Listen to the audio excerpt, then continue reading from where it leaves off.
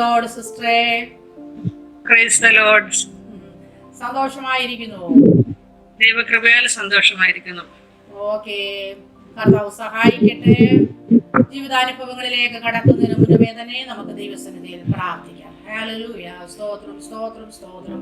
പരിശുദ്ധ കർത്താവേ, നന്ദി നിറഞ്ഞ ഹൃദയത്തോടെ ഞങ്ങൾ അങ്ങയെ സ്തുതിക്കുന്നു, സ്തോത്രം ചെയ്യുന്നു. അപ്പാ, നമ്മുടെ സാന്നിധ്യം ഉണ്ടായി ഞങ്ങളോട് കൂടെ ഇരിക്കുന്നതിനായി സ്തോത്രം. ഈ പകൽക്കാലം ദൈവ സാന്നിധ്യം ഞങ്ങൾ അനുഭവിച്ചറിയുവാൻ പരിശുദ്ധാത്മാവ് ഞങ്ങളെ അവിടുന്ന് സഹായിക്കണമേ. ഈ ടെസ്റ്റ് മണി കേൾക്കുന്ന എല്ലാ വ്യക്തികൾക്കും കർത്താവെ ജീവിതത്തിൽ വലിയൊരു വിടുതലായി തീരുവാൻ കർത്താവ് സഹായിക്കണമേ. ആത്മീക ജീവിതത്തിന്റെ വളർച്ചയ്ക്കും വർധനവിനും എല്ലാം കർത്താവെ അത് ഇടയാക്കി തീർക്കുമാറാകണമേ എന്ന് അപേക്ഷിക്കുന്നു. ഞങ്ങളെ ഞങ്ങളുടെ കരങ്ങളിൽ ഏൽപ്പിക്കുന്നു, യേശു ക്രിസ്തുവിന്റെ നാമത്തിൽ തന്നെ. ആമേൻ. ഹല്ലേലൂയ. ആമേൻ. സിസ്റ്ററെ, കർത്താവ് സഹായിക്കട്ടെ, ബലപ്പെടുത്തട്ടെ. സിസ്റ്ററിന്റെ ജീവിതാനുഭവങ്ങളെ സിസ്റ്റർ ഷെയർ ചെയ്യാവുന്നതാണ്. Praise the Lord. ആദ്യമായിട്ട് ഞാൻ ദൈവത്തിന് മഹത്വം പറയുന്നു. ഈ ഒരു അവസരം ദൈവം എന്റെ ജീവിതത്തിൽ എന്റെ സാക്ഷ്യവുമായി ഇതിലൂടെ അനേകർക്ക് അനുഗ്രഹമായി തീരുവാനായിട്ട് ഞാൻ പ്രാർത്ഥിക്കുന്നു. ദൈവത്തിന് നന്ദി പറയുന്നു. എന്നെ യൂണിവേഴ്സിറ്റിയിലേക്ക് ക്ഷണിച്ചതായ സിസ്റ്റർ റേച്ചൽ മാത്യുവിനോടുള്ള നന്ദി അറിയിക്കുന്നു. എന്നെ ഇൻട്രൊഡ്യൂസ് ചെയ്തതായ ജോലി സിസ്റ്ററോടുമുള്ള നന്ദി ഈ തരണത്തിൽ ഞാൻ അറിയിക്കുകയാണ്. ഞാൻ എന്റെ സാക്ഷ്യത്തിലേക്ക് കടക്കുന്നതിന് മുമ്പ് ഒരു ദൈവവചനം വായിക്കുവാൻ ആഗ്രഹിക്കുന്നു. യെശയ്യാവിന്റെ പ്രവചനം 64-ാം അധ്യായം 4-ാം വാക്യം. നീയല്ലാതെ ഒരു ദൈവം തന്നെ കാത്തിരിക്കുന്നവർക്ക് വേണ്ടി പ്രവർത്തിക്കുന്നത് പണ്ട് മുതൽ ആരും കേട്ടിട്ടില്ല, ഗ്രഹിച്ചിട്ടുമില്ല, കണ്ണുകൊണ്ട് കണ്ടിട്ടുമില്ല. അമ്മേൻ. എന്റെ ജീവിതത്തിലെ എന്നെ ഏറ്റവും ബലപ്പെടുത്തിയ ഒരു ദൈവവചനമാണ്. പല സമയങ്ങളിലെ ദൈവം എന്നോട് സംസാരിച്ച ദൈവവചനമാണ്. ഞാൻ ഏറ്റവും കൂടുതൽ ആശ്രയിക്കുന്നതും ദൈവവചനത്തിലാണ്. അമ്മേൻ. ഞാൻ എന്റെ സാക്ഷ്യത്തിലേക്ക് കടക്കുന്നു. എന്റെ സ്വദേശം നാട്ടിലെ പത്തനംതിട്ട ജില്ലയിൽ സീതത്തോട്ടിൽ ഗുരുനാഥൻ മണ്ണ എന്ന സ്ഥലത്താണ്. ഞാൻ ഒരു കത്തോലിക്ക കുടുംബത്തിലാണ് ജനിച്ചു വളർന്നത്. കത്തോലിക്ക എന്ന് പറയുന്നത് അതിലുപരിയായിട്ട് മലങ്കര റീത്ത് എന്ന് പറയുന്ന ഒരു സഭയിലാണ് ജനിച്ചു വളർത്തപ്പെട്ടത്. എന്റെ ജീവിതത്തെ കർത്താവിന് സമർപ്പിക്കുവാൻ ദൈവം എനിക്ക് അവസരം തന്നു. എന്റെ ജീവിതത്തിലെ ചെറുപ്പം മുതലേ, ഒരു അറിവായ പ്രായം മുതലേ കത്തോലിക്ക സഭയെ കുറിച്ച് അറിയുന്നവർക്കറിയാം, നമ്മൾക്ക് വിശുദ്ധ കുർബാന കൊടുക്കുന്ന ഒരു അവസരമുണ്ട്. അപ്പോൾ ആ സമയത്ത് നമ്മുടെ പാവങ്ങൾ പോയി അച്ഛനോട് പറയണം. പക്ഷെ എന്റെ ജീവിതത്തിൽ ഞാൻ ഒരിക്കലും എന്റെ പാവങ്ങളെ ഞാൻ മുഴുവനായിട്ടും ഒരു മനുഷ്യന്റെയും മുൻപിൽ ഞാൻ ഏറ്റു പറഞ്ഞിട്ടില്ല.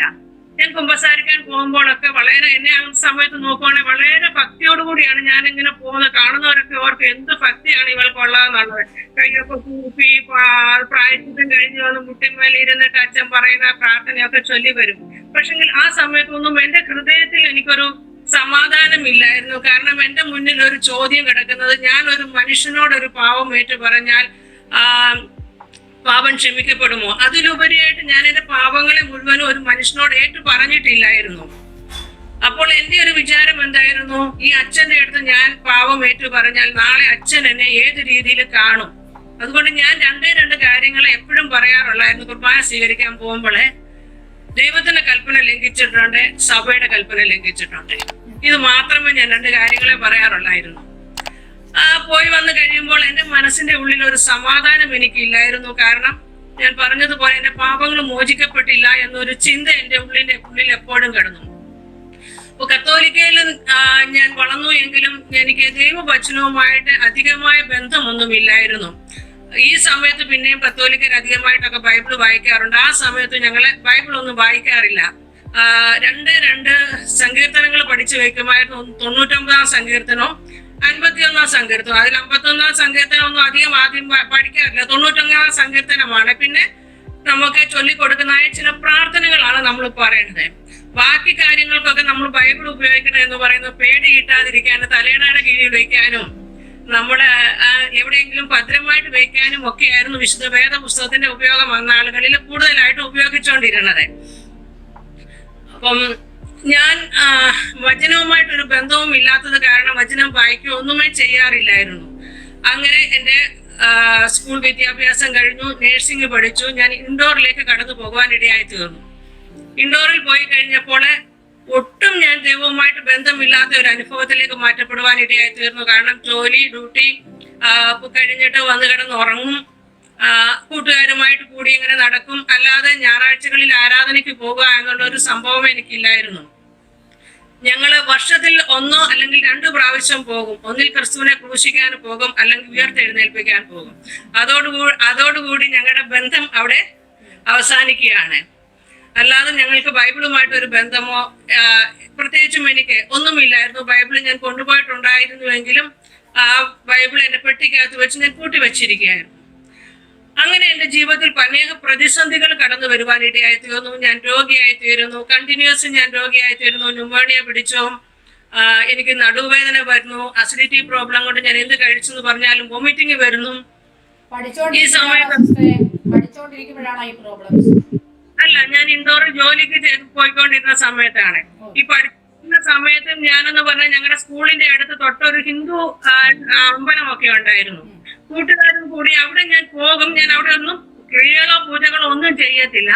പക്ഷെങ്കിൽ അന്ന് എനിക്ക് ഇതും വിഗ്രഹമാണല്ലോ, ഞാൻ പോകുന്നിടത്തും വിഗ്രഹമാണല്ലോ എന്നുള്ള ചിന്തയൊക്കെ എന്റെ ഉള്ളിൽ ഭരിച്ചുകൊണ്ടിരുന്നു. പക്ഷെ ഞാനിത് ആരോടും ഷെയർ ചെയ്യുക ഒന്നും ചെയ്തിട്ടില്ല. എന്റെ ഹൃദയത്തിന്റെ ഒരു ആഗ്രഹത്തെ ദൈവം കണ്ടു എന്ന് മാത്രമേ എനിക്ക് പറയുവാനുള്ളൂ. അങ്ങനെ ഞാൻ ഇൻഡോറിൽ പോയി സുഖമില്ലാതെ ആയി കഴിഞ്ഞ സമയത്ത് എന്റെ മാതാവ് കത്തോലിക്ക കുടുംബത്തിൽ മർത്തോമ കുടുംബത്തിൽ നിന്ന് വന്ന ഒരു മാതാവാണ്. അപ്പൊ മമ്മിയുടെ ജീവിതത്തിൽ ഒരു പ്രാർത്ഥനാ ജീവിതം മമ്മിക്ക് എപ്പോഴും ഉണ്ടായിരുന്നു. അതിന്റെ മധ്യത്തിൽ ഞാൻ പറയുവാൻ ആഗ്രഹിക്കുന്നു, എന്റെ പിതാവ് ഒരു മദ്യപാനിയായിരുന്നു. അപ്പോൾ ഞങ്ങളുടെ കുടുംബത്തിൽ സമാധാനം എന്തെന്ന് ഞങ്ങൾ അറിഞ്ഞിട്ടില്ല. ഞങ്ങൾ 2 സഹോദരിമാരാണുള്ളത്. എനിക്ക് ഇളയ ഒരു സഹോദരിയുമുണ്ട്. അപ്പോൾ പിതാവ് മദ്യപാനിയായിരിക്കുന്ന ഒരു കുടുംബത്തിന്റെ അവസ്ഥ പറയാതെ തന്നെ എല്ലാവർക്കും മനസ്സിലാക്കുവാൻ കഴിയുന്നു. എന്റെ പിതാവിന്റെ അവസ്ഥ എന്ന് പറയുമ്പോഴേ അദ്ദേഹം മദ്യപിച്ചില്ല എങ്കിൽ രാവിലെ കാപ്പി കുടിക്കുന്നതിന് പകരം എഴുന്നേറ്റ് പോയി മദ്യപിക്കുകയാണ് ഉണ്ടായത്. അങ്ങനെ മദ്യപിച്ചില്ല എങ്കിൽ ശരീരം വിറയ്ക്കുന്ന ഒരവസ്ഥയിലേക്ക് മാറ്റപ്പെടുന്ന ഒരവസ്ഥയായിരുന്നു. എന്റെ പിതാവിന് നല്ല വിദ്യാഭ്യാസമുണ്ട്, നല്ല ജോലിയൊക്കെ കിട്ടി. പക്ഷെ അതൊന്നും അദ്ദേഹം കണക്കാക്കാതെ തനിക്ക് ഇച്ചിരി അറിവ് കൂടുതലുള്ളത് കൊണ്ട് അനേകർ അദ്ദേഹത്തെ മദ്യം വാങ്ങിച്ചു കൊടുത്തിട്ട് പല രാഷ്ട്രീയ കാര്യങ്ങൾക്ക് ഉപയോഗിക്കും. അങ്ങനെയൊക്കെ ഉപയോഗിച്ച് മുഴു മദ്യപാനിയായി തീർന്ന ഒരവസ്ഥയായിരുന്നു. അപ്പൊ ഞങ്ങളുടെ ജീവിതത്തിൽ ഞങ്ങൾ സമാധാനം എന്തെന്ന് ഞങ്ങൾ അനുഭവിച്ചിട്ടില്ല. അപ്പോഴൊക്കെ ദൈവത്തോട് ഞാൻ ചോദിക്കുമായിരുന്നു, ദൈവമേ, ഒരു വിടുതൽ ഇതിനില്ലയോ? എങ്ങനെയാണ് ഒരു വിടുതൽ കിട്ടുന്നത്? അതേസമയം എന്റെ പിതാവ് ഒരു കത്തോലിക്ക സമുദായത്തിന്റെ അൾത്താരയിൽ പോയി ശുശ്രൂഷിക്കുന്ന ഒരു ശുശ്രൂഷ കൂടി ഉണ്ടായിരുന്നു. അപ്പോൾ ഞാൻ കാണുന്നത് മദ്യപാനായ ഒരു പിതാവ് അൾത്താരയിൽ പോയി ശുശ്രൂഷിക്കുന്ന ദൈവത്തിന് പ്രസാദമാണ്, അത് പാവമല്ലയോ എന്നൊക്കെ ഞാൻ ഇങ്ങനെ ചോദിച്ചുകൊണ്ടിരുന്നു. അപ്പോൾ അങ്ങനെ ഇങ്ങനെ നാളുകൾ കടന്നു പോയപ്പോഴാണ് ഞാൻ വിദ്യാഭ്യാസം കഴിഞ്ഞ് ഇൻഡോറിലേക്ക് കടന്നു പോകുന്നത്. അവിടെ ചെന്ന് കഴിഞ്ഞ് ഇങ്ങനെ ഞാൻ പറഞ്ഞതുപോലെ എന്റെ ജീവിതത്തിൽ രോഗങ്ങൾ കടന്നു വരുവാൻ ഇടയായി തീർന്നു. എന്റെ മാതാവ് പ്രാർത്ഥിക്കും. മമ്മിയോട് പറഞ്ഞ് ഇങ്ങനെ രോഗമാണ്, മമ്മി പ്രാർത്ഥിക്കും. ദേവദാസന്മാരുമായിട്ടൊക്കെ മമ്മിക്ക് ആ സമയത്തും കോണ്ടാക്റ്റുകളുണ്ട്. ദേവദാസന്മാരെ പ്രാർത്ഥിക്കുമായിരുന്നു. അപ്പൊ അതേ സമയം തന്നെ മമ്മി കത്തോലിക്ക വിശ്വാസത്തിലേക്ക് മർത്തോമയിൽ നിന്ന് വന്നു എങ്കിലും കത്തോലിക്ക ഇതിലേക്കും ഭയങ്കര ഒരു സ്ട്രോങ് ആയ ഒരു അനുഭവത്തിലേക്ക് മാറ്റപ്പെട്ടു. ആ സമയത്ത് മമ്മിയോട് പലരും പറഞ്ഞിട്ടുണ്ട്, സഹോദരി, ഇതിനൊരു വിടുതൽ നിങ്ങൾക്ക് കിട്ടും, നിങ്ങൾ മന്ത്രവാദം ചെയ്യണമെന്ന്. പക്ഷെ മമ്മി ഒരു തീരുമാനമെടുത്തു, ഞാൻ എന്റെ ജീവിതത്തിൽ ഞാൻ മരിച്ചെന്ന് പറഞ്ഞാലും ഞാൻ മന്ത്രവാദത്തിന് പോകത്തില്ല, എന്റെ യേശു എന്നെ വിടുവിക്കും എന്നുള്ള ഒരു ഉറച്ച വിശ്വാസം എന്റെ മാതാവിനുണ്ടായിരുന്നു. മറ്റു പലരും പല ഉപാധികളും മമ്മിക്ക് പറഞ്ഞു കൊടുത്തു, അങ്ങനെ ചെയ്യണം ഇങ്ങനെ ചെയ്യണമെന്ന്. പക്ഷെ എന്റെ ഈവൻ മമ്മിയെ പലരും ഉപേക്ഷിച്ചിട്ടുണ്ട്. കുടുംബജീവിതം തകർന്നു പോകും, 2 പെൺമക്കളല്ലേ, അവരെ വിട്ടിട്ട് നിങ്ങൾ നിങ്ങൾക്ക് വന്നാൽ വേറെ വിവാഹം കഴിക്കാമല്ലോ എന്നുള്ള പോലും മറ്റുള്ളവർ ഉപദേശിച്ചു കൊടുത്തിട്ടുണ്ട്. അപ്പോഴൊന്നും മമ്മി അതിനൊന്നും സമ്മതിക്കാതെ 2 പെൺമക്കളെ ദൈവം എനിക്ക് തന്നതാണ്, എനിക്ക് അവർ പെൺമക്കളല്ല, അവരെ ദൈവം തന്ന പെൺമക്കളായാലും ആൺമക്കളായാലും ദൈവം തന്നതാണ്, അവരെ വളർത്തുവാൻ എന്റെ ഉത്തരവാദിത്തമാണ് എന്ന് പറഞ്ഞ് വളരെ കഷ്ടപ്പെട്ട് മമ്മി ഞങ്ങളെ വളർത്തുവാൻ ഇടയായി തീർന്നു. എന്റെ പിതാവിന്റെ മദ്യപാനത്തിന്റെ സമയത്തും പിതാവിനെ അനേക സ്ഥലങ്ങളിൽ കൊണ്ടുപോയി ട്രീറ്റ്മെന്റ് ചെയ്തിട്ടുണ്ട്. ഈ മദ്യം നിർത്താനൊക്കെ പല സ്ഥലങ്ങളിലുള്ള ട്രീറ്റ്മെന്റുകളുള്ളപ്പോ അങ്ങനെയൊക്കെ കൊണ്ടുപോയിട്ട് മമ്മിയുടെ സഹോദരന്മാർ കൊണ്ടുപോയി ചെയ്തിട്ടുണ്ട്. പക്ഷെ 3 മാസം, കൂടിപ്പോയാൽ 3 മാസം, അതിൽ കൂടുതൽ പപ്പയ്ക്ക് മദ്യപാനം നിർത്താൻ കഴിയത്തില്ലായിരുന്നു. 3 മാസം തന്നെ വളരെ ബുദ്ധിമുട്ടിയാണ്. അങ്ങനെ ആ മദ്യപാനം തുടർന്നുകൊണ്ടേ ഇരിക്കുന്ന സമയത്താണ് ഞാൻ ഇൻഡോറിലേക്ക് കടന്നു പോകുന്നതും അവിടെ ജോലിക്കാരും ജീവിതത്തിൽ പ്രശ്നങ്ങൾ വന്നു. ഓക്കെ, പിന്നെ അവിടെ ആ പ്രയാസങ്ങളിലൊക്കെ എന്റെ രോഗത്തിൽ ഞാൻ ചെയ്യുന്ന ടെസ്റ്റുകളൊക്കെ എനിക്ക് നോർമലാ വരുന്നത്. ഒരസുഖം അതിനകത്ത് കാണാനില്ല. അപ്പോൾ മമ്മി പറഞ്ഞു ഇത് സാത്താന്റെ ഒരു പോരാട്ടമാണ്. അന്നൊന്നും എനിക്കറിയത്തൊന്നുമില്ല ഈ സാത്താന്റെ പോരാട്ടം എന്നാന്നൊക്കെ പറഞ്ഞുതരാം. പ്രാർത്ഥിക്കാൻ പറഞ്ഞു. അങ്ങനെ ഇരിക്കുന്ന സമയത്താണ് അവിടെ ഒരു ദേവദാസൻ വന്നു. എനിക്ക് ഇപ്പോഴും അറിയത്തില്ല ആ ദേവദാസൻ ആരാണെന്നോ പേരെന്തുവാണെന്നോ പോലും ഞാൻ മറന്നുപോയി. ദേവദാസൻ വന്ന് നമ്മുടെ സാധാരണ ബൈബിൾ എന്റെ കയ്യിൽ കൊണ്ട് തരുവാനിടയായിട്ട് ഇൻഡോറിൽ ഞാനായിരിക്കുന്ന ഹോസ്പിറ്റലിൽ വന്നിട്ട് അവിടെ ഒരു അങ്കിൾ ഉണ്ടായിരുന്നു. ഒരു മർത്തോമക്കാരൻ അങ്കിളായിരുന്നു. മർത്തോമയിലായിരുന്നു എന്ന് പറഞ്ഞാലും അങ്കിളും ഈ ദേവദാസനുമായിട്ട് നല്ല ബന്ധമായിരുന്നത് കൊണ്ട് നിങ്ങൾ ഈ ദേവദാസനെ വിളിച്ച് പ്രാർത്ഥിപ്പിക്കേ നിങ്ങൾക്കൊരു വിടുതൽ കിട്ടുമെന്ന് പറഞ്ഞ് ഈ ദേവദാസനെ കൊണ്ടുവന്ന് ഞങ്ങളായിരുന്ന ഹോസ്പിറ്റലിൽ കൊണ്ടുവന്നു. ഒന്നിൽ അദ്ദേഹം അപ്പൊ ആ ഹോസ്പിറ്റലിന്റെ അടുത്ത് തന്നെയാണ് ഞങ്ങൾ താമസിക്കുന്നത്. ഈ ദേവദാസൻ ഞങ്ങളുടെ അടുത്ത് കടന്നു വരികയും പ്രാർത്ഥിക്കുകയും ഒക്കെ ചെയ്യുമായിരുന്നു. പക്ഷെ ഒരു സൗഖ്യമൊക്കെ അല്പം കഴിഞ്ഞപ്പോൾ ഈ ദേവദാസനെ കാണുന്നത് ഒരു വെറുപ്പായി തീർന്നു. അപ്പൊ ഞങ്ങൾ ചെയ്ത, പ്രത്യേകിച്ച് ഞങ്ങൾ 2-3 സഹോദരിമാരുണ്ട്. അപ്പൊ പ്രത്യേകിച്ച് ഞാൻ ചെയ്ത ഒരു സംഭവം എന്നാന്ന് ചോദിച്ചാൽ, ഒരു ദിവസം വൈകിട്ട് ഇങ്ങനെ നോക്കുമ്പോൾ ദേവദാസൻ കയറി വരുന്നു. ഞങ്ങൾ 3ാമത്തെ നിലയിലാണ് താമസിക്കുന്നത്. അവിടുന്ന് താഴോട്ട് നോക്കിയപ്പോ ഈ ദേവദാസൻ കയറി വരുന്നു. അപ്പൊ ഞങ്ങൾക്ക് നൈറ്റ് ഡ്യൂട്ടിക്കും പോകണം. ഇനി ഈ ദേവദാസനെ വെച്ചോണ്ടിരുന്ന തലവേദന വേണമല്ലോ എന്നും പറഞ്ഞിട്ട് ഞങ്ങൾ എന്ത് ചെയ്തു, റൂം പൂട്ടിയിട്ട് മേളിൽ ടെറസിൽ പോയി ഒളിച്ചിരുന്നു. അദ്ദേഹം തിരിച്ചു പോകുവാനിടയായിത്തീർന്നു. എന്റെ അറിവില്ലായ്മയുടെ കാലത്ത് ചെയ്ത കുറവാണ്, തെറ്റാണ് എന്ന് ഇപ്പോൾ എനിക്ക് മനസ്സിലാകുന്നു. ഈ ദേവദാസൻ ഇന്ന് ജീവിച്ചിരിപ്പുണ്ടെങ്കിൽ, എവിടെയെങ്കിലും ഉണ്ടെങ്കിൽ എന്റെ ഈ സാക്ഷ്യം കേൾക്കുവാണെങ്കിൽ എന്നോട് ദൈവനാമത്തിൽ ക്ഷമിക്കണമേ എന്ന് ഞാൻ അപേക്ഷിക്കുകയാണ്. അറിവില്ലായ്മയുടെ കാലത്തിലെ പാവങ്ങളെ ദൈവം ക്ഷമിക്കും. അങ്ങനെ പോലും കാരണം എനിക്ക് പെന്തിക്കോസുകാരെ വെറുപ്പായിരുന്നു. ഞാൻ എന്റെ ചെറുപ്പത്തിലെ പെന്തിക്കോസിനെ ഒത്തിരി നിന്ദിച്ചിട്ടുണ്ട്. നമ്മുടെ നാട്ടിലെ പെന്തിക്കോസുകാരെ കളിയാക്കി പാടുന്ന പാട്ട് ഞാനും എൻ്റെ ഒരു സഹോദരനുണ്ട്, കസിൻ ബ്രദറുണ്ട്, ഞങ്ങൾ 2 പേരും കൂടെ ഒളിച്ചു നിന്ന് പാടുകയും അവരെ കളിയാക്കുകയൊക്കെ ചെയ്യുന്നു. കർത്താവിന്റെ കൃപയാൽ ഇന്ന് ഞാനും ആ സഹോദരനും ദൈവകൃപയിലേക്ക് കടന്നു വരുവാൻ ദൈവം ഇടയാക്കി തീർത്തു.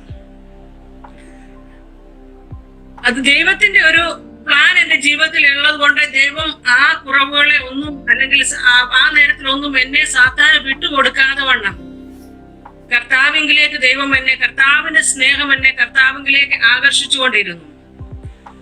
അവിടെ ഞാൻ ജോലി ചെയ്ത് ഇങ്ങനെ രോഗിയായിട്ടൊക്കെ കടന്നു പോകുമ്പോൾ എനിക്കൊരു വിവാഹാലോചന വന്നു. അങ്ങനെ നാട്ടിൽ പോകണമെന്ന് തീരുമാനിച്ചു. നാട്ടിൽ പോയപ്പോഴത്തേക്കും ആ വിവാഹാലോചന വേണ്ട എന്ന് ഞങ്ങൾ തന്നെ വെച്ചു. അപ്പൊ ഞാൻ അവിടുന്ന് ഇൻഡോറിൽ നിന്ന് റിസൈൻ ചെയ്തിട്ടാണ് വരുന്നത്. അവിടെ വന്നു കഴിഞ്ഞ് നാട്ടിൽ കുറച്ചു നാളൊക്കെ ഞാൻ താമസിച്ചു. അപ്പോൾ എനിക്ക് വരുന്ന വിവാഹാലോചനകളൊക്കെ മുടക്കുന്ന അനേക അനുഭവങ്ങൾ ഉണ്ടായിരുന്നു. കാരണം പിതാവ് ഒരു മദ്യപാനിയാണ്, 2 പെൺമക്കളാണ് ഉള്ളത്. ഞങ്ങളുടെ വീട്ടിലോട്ട് പോലും ആരും കയറി വരത്തില്ല. ഞങ്ങളുടെ ആ സിറ്റിയിലോട്ട് വരുമ്പോഴത്തേക്ക് ഞങ്ങളുടെ വീട് ചോദിക്കുവാണെങ്കിൽ പറയാം, അവിടുത്തെ കുടുംബത്തിൽ നിന്നാണോ കല്യാണം കഴിക്കാൻ പോണത്, അദ്ദേഹം ഒരു മുഴുകൂടിയൻ, അവിടോട്ടൊന്നും പോകണ്ട. അങ്ങനെയുള്ള ഒരു വാർത്തയായിരിക്കും ആലോചന കൊണ്ട് വരുന്നവർക്ക് കിട്ടുന്നത്. അങ്ങനെ ആരും വലിയ വിവാഹാലോചനയായിട്ടൊന്നും വരാറില്ല. അങ്ങനെ നാളുകൾ കടന്നു പോയപ്പോൾ എനിക്ക് വയസ്സ് 26 കഴിഞ്ഞു, 27 വയസ്സാകുന്നു. മമ്മിക്ക് ഭയങ്കര ഭാരമായി. അപ്പോൾ ഞാൻ നാട്ടിൽ ചെന്ന് കഴിഞ്ഞ് അവിടെയും ഇങ്ങനെ ചെറിയ ചെറിയ പ്രാർത്ഥനാ കൂട്ടത്തിലൊക്കെ കത്തോലിക്കരുടെ അല്ലെങ്കിൽ കനാനക്കാരുടെ ഒക്കെ ചെറിയൊരു ഗ്രൂപ്പ് ഉണ്ടായിരുന്നു. അവിടെയൊക്കെ ഇങ്ങനെ പ്രാർത്ഥിക്കാൻ പോകുമായിരുന്നു. ഈ സമയം ഞാൻ ബൈബിള് വായിക്കുവാൻ തുടങ്ങി. ഈ സമയം എന്റെ ജീവിതത്തിൽ എനിക്ക് ഭയങ്കര ഒരു ഭാരമാണ്. ഞാൻ രാത്രിയിൽ കിടക്കുമ്പോൾ എനിക്ക് ഉറക്കമില്ല. എന്നെ ഈ ആരോ പൊക്കി എടുത്തുകൊണ്ട് പോയി മേളിലോട്ട് പോകുന്ന ഒരു അന്ധകാരത്തിലേക്ക് ഞാൻ വീഴുന്നതായ ഒരു ഫീലിങ്സ് എനിക്ക് ഉണ്ടാകുകയാണ്. അപ്പൊ ഇതിൽ നിന്ന് എങ്ങനെ രക്ഷപ്പെടാമെന്നുള്ള ഒരു ചിന്തയാണ് എനിക്ക്. അതിനു വേണ്ടി ഞാൻ ബൈബിൾ വായിക്കാൻ തുടങ്ങി. എന്റെ പേടി മാറാനായിട്ട് ഞാൻ ബൈബിള് വായിക്കുവാൻ തുടങ്ങി. ബൈബിള് വായിക്കുമ്പോൾ ദൈവത്തിന്റെ പരിശുദ്ധാത്മാവ് ചെറിയ ചെറിയ വചനങ്ങളിലൂടെ എന്നോട് ഇടപെടുവാൻ തുടങ്ങി. യേശുവിന്റെ രക്തം സകല പാപവും പോക്കി ശുദ്ധീകരിക്കുന്നു. ഈ വചനം ഇങ്ങനെ ഞാൻ യേശുവിന്റെ രക്തത്താൽ എന്നെ കഴുകണമേ എന്ന് ഞാൻ ഇങ്ങനെ പ്രാർത്ഥിച്ചുകൊണ്ടിരുന്നു. അവിടെ നിന്ന് കുറച്ചുനാൾ കഴിഞ്ഞപ്പോഴേ ഞാൻ ബോംബെയിലേക്ക് കടന്നു വന്നു. ബോംബെയിൽ എന്റെ മമ്മിയുടെ സഹോദരനുണ്ട്. അദ്ദേഹം ഒരു ഇൻഡിപെൻഡന്റ് ചർച്ചിലെ പാസ്റ്ററാണ്. അദ്ദേഹത്തിന്റെ അടുത്തേക്ക് ഞാൻ കടന്നു വരുവാനിടയായി തീർന്നു. ഇതെല്ലാം ദൈവത്തിന്റെ പദ്ധതിയാണ് എന്നോർത്തോളണമേ. അവിടെ കടന്നു വന്നപ്പോൾ ഞാൻ ബൈബിള് വായിക്കാൻ കൂടുതലായിട്ട്, അദ്ദേഹം പാസ്റ്ററും കൂടെയാണല്ലോ, അപ്പൊ എനിക്ക് ഡൗട്ട്സ് ഒക്കെ ക്ലിയർ ചെയ്യാനും ബൈബിൾ വായിക്കുവാനും ഞാൻ തുടങ്ങി. അങ്ങനെ ബൈബിൾ വായിച്ച് അദ്ദേഹത്തോട് ഞാൻ സംശയങ്ങൾ ചോദിച്ചു. ഞാൻ ഈ ചെയ്യുന്ന കാര്യങ്ങൾ ശരിയാണോ, വചനം പറയുന്നത് എന്താണ്, ഇങ്ങനെ കൂടുതലായിട്ടും വിശുദ്ധ വേദപുസ്തകം വായിക്കുവാനായിട്ട് ഞാൻ തുടങ്ങി. ഈ അങ്കിള് പറഞ്ഞു എന്ന് പറഞ്ഞാലും ഞാൻ ആ സമയത്തൊക്കെ കൂടുതലും ആകെ ദൈവം എന്നോട് സംസാരിക്കണം, ഒരു ഇച്ചിരി നിർബന്ധ ബുദ്ധി കൂടുതലായിരുന്നു. കാരണം ആരെന്നെ പറഞ്ഞാലും നമുക്ക് ഈ കത്തോലിക്കയിലൊക്കെ ജനിച്ചു വളർന്നവർക്കൊക്കെ മറ്റുള്ളവരുടെ ഉപദേശങ്ങൾ നമ്മൾ അംഗീകരിക്കാൻ ഒരിക്കലും നമ്മൾ തയ്യാറല്ല. അപ്പൊ അങ്ങനെ ഞാൻ ബൈബിള് വായിക്കണം, ബൈബിള് ദൈവം എന്നോട് സംസാരിച്ചെങ്കിലേ ഞാൻ അത് കേൾക്കുകയുള്ളൂ എന്നൊരു ഇത് എനിക്കുണ്ടായിരുന്നു. അതുകൊണ്ട് ഞാൻ ബൈബിള് വായിക്കാൻ തുടങ്ങി.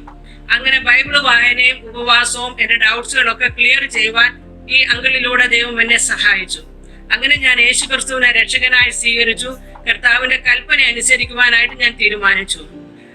ഞാൻ ആ സമയത്ത് ഞാൻ ഇൻഡിപെൻഡന്റ് ചർച്ചിലായതുകൊണ്ട് ഞാൻ ആഭരണമൊക്കെ ഇട്ടുകൊണ്ടാണ് കർത്താവിന്റെ കൽപ്പന അനുസരിക്കുവാനായിട്ട് പോയത്. ആ സഭയുടെ റൂൾ അങ്ങനെയായിരുന്നു. അങ്ങനെ ഞാൻ സ്നാനപ്പെട്ടു. സ്നാനത്തിനൊക്കെ ഒത്തിരി തടസ്സങ്ങൾ എന്റെ ജീവിതത്തിൽ കടന്നു വന്നു. ആരും അറിഞ്ഞിട്ടില്ല ഞാൻ സ്നാനപ്പെട്ടത്. എനിക്കും അറിയാം, എന്റെ മാതാവിനും അറിയാം, പിന്നെ ബോംബെയിലുള്ളവർക്കും അറിയാം. അല്ലാതെ ആർക്കും അറിയത്തില്ല, എന്റെ കുടുംബത്തിൽ ആർക്കും അറിയത്തില്ല. അങ്ങനെ നാളുകൾ കടന്നുപോയി. ഞാൻ ഇവിടെ ജോലിയോടുള്ള ബന്ധത്തിലായിരുന്നു.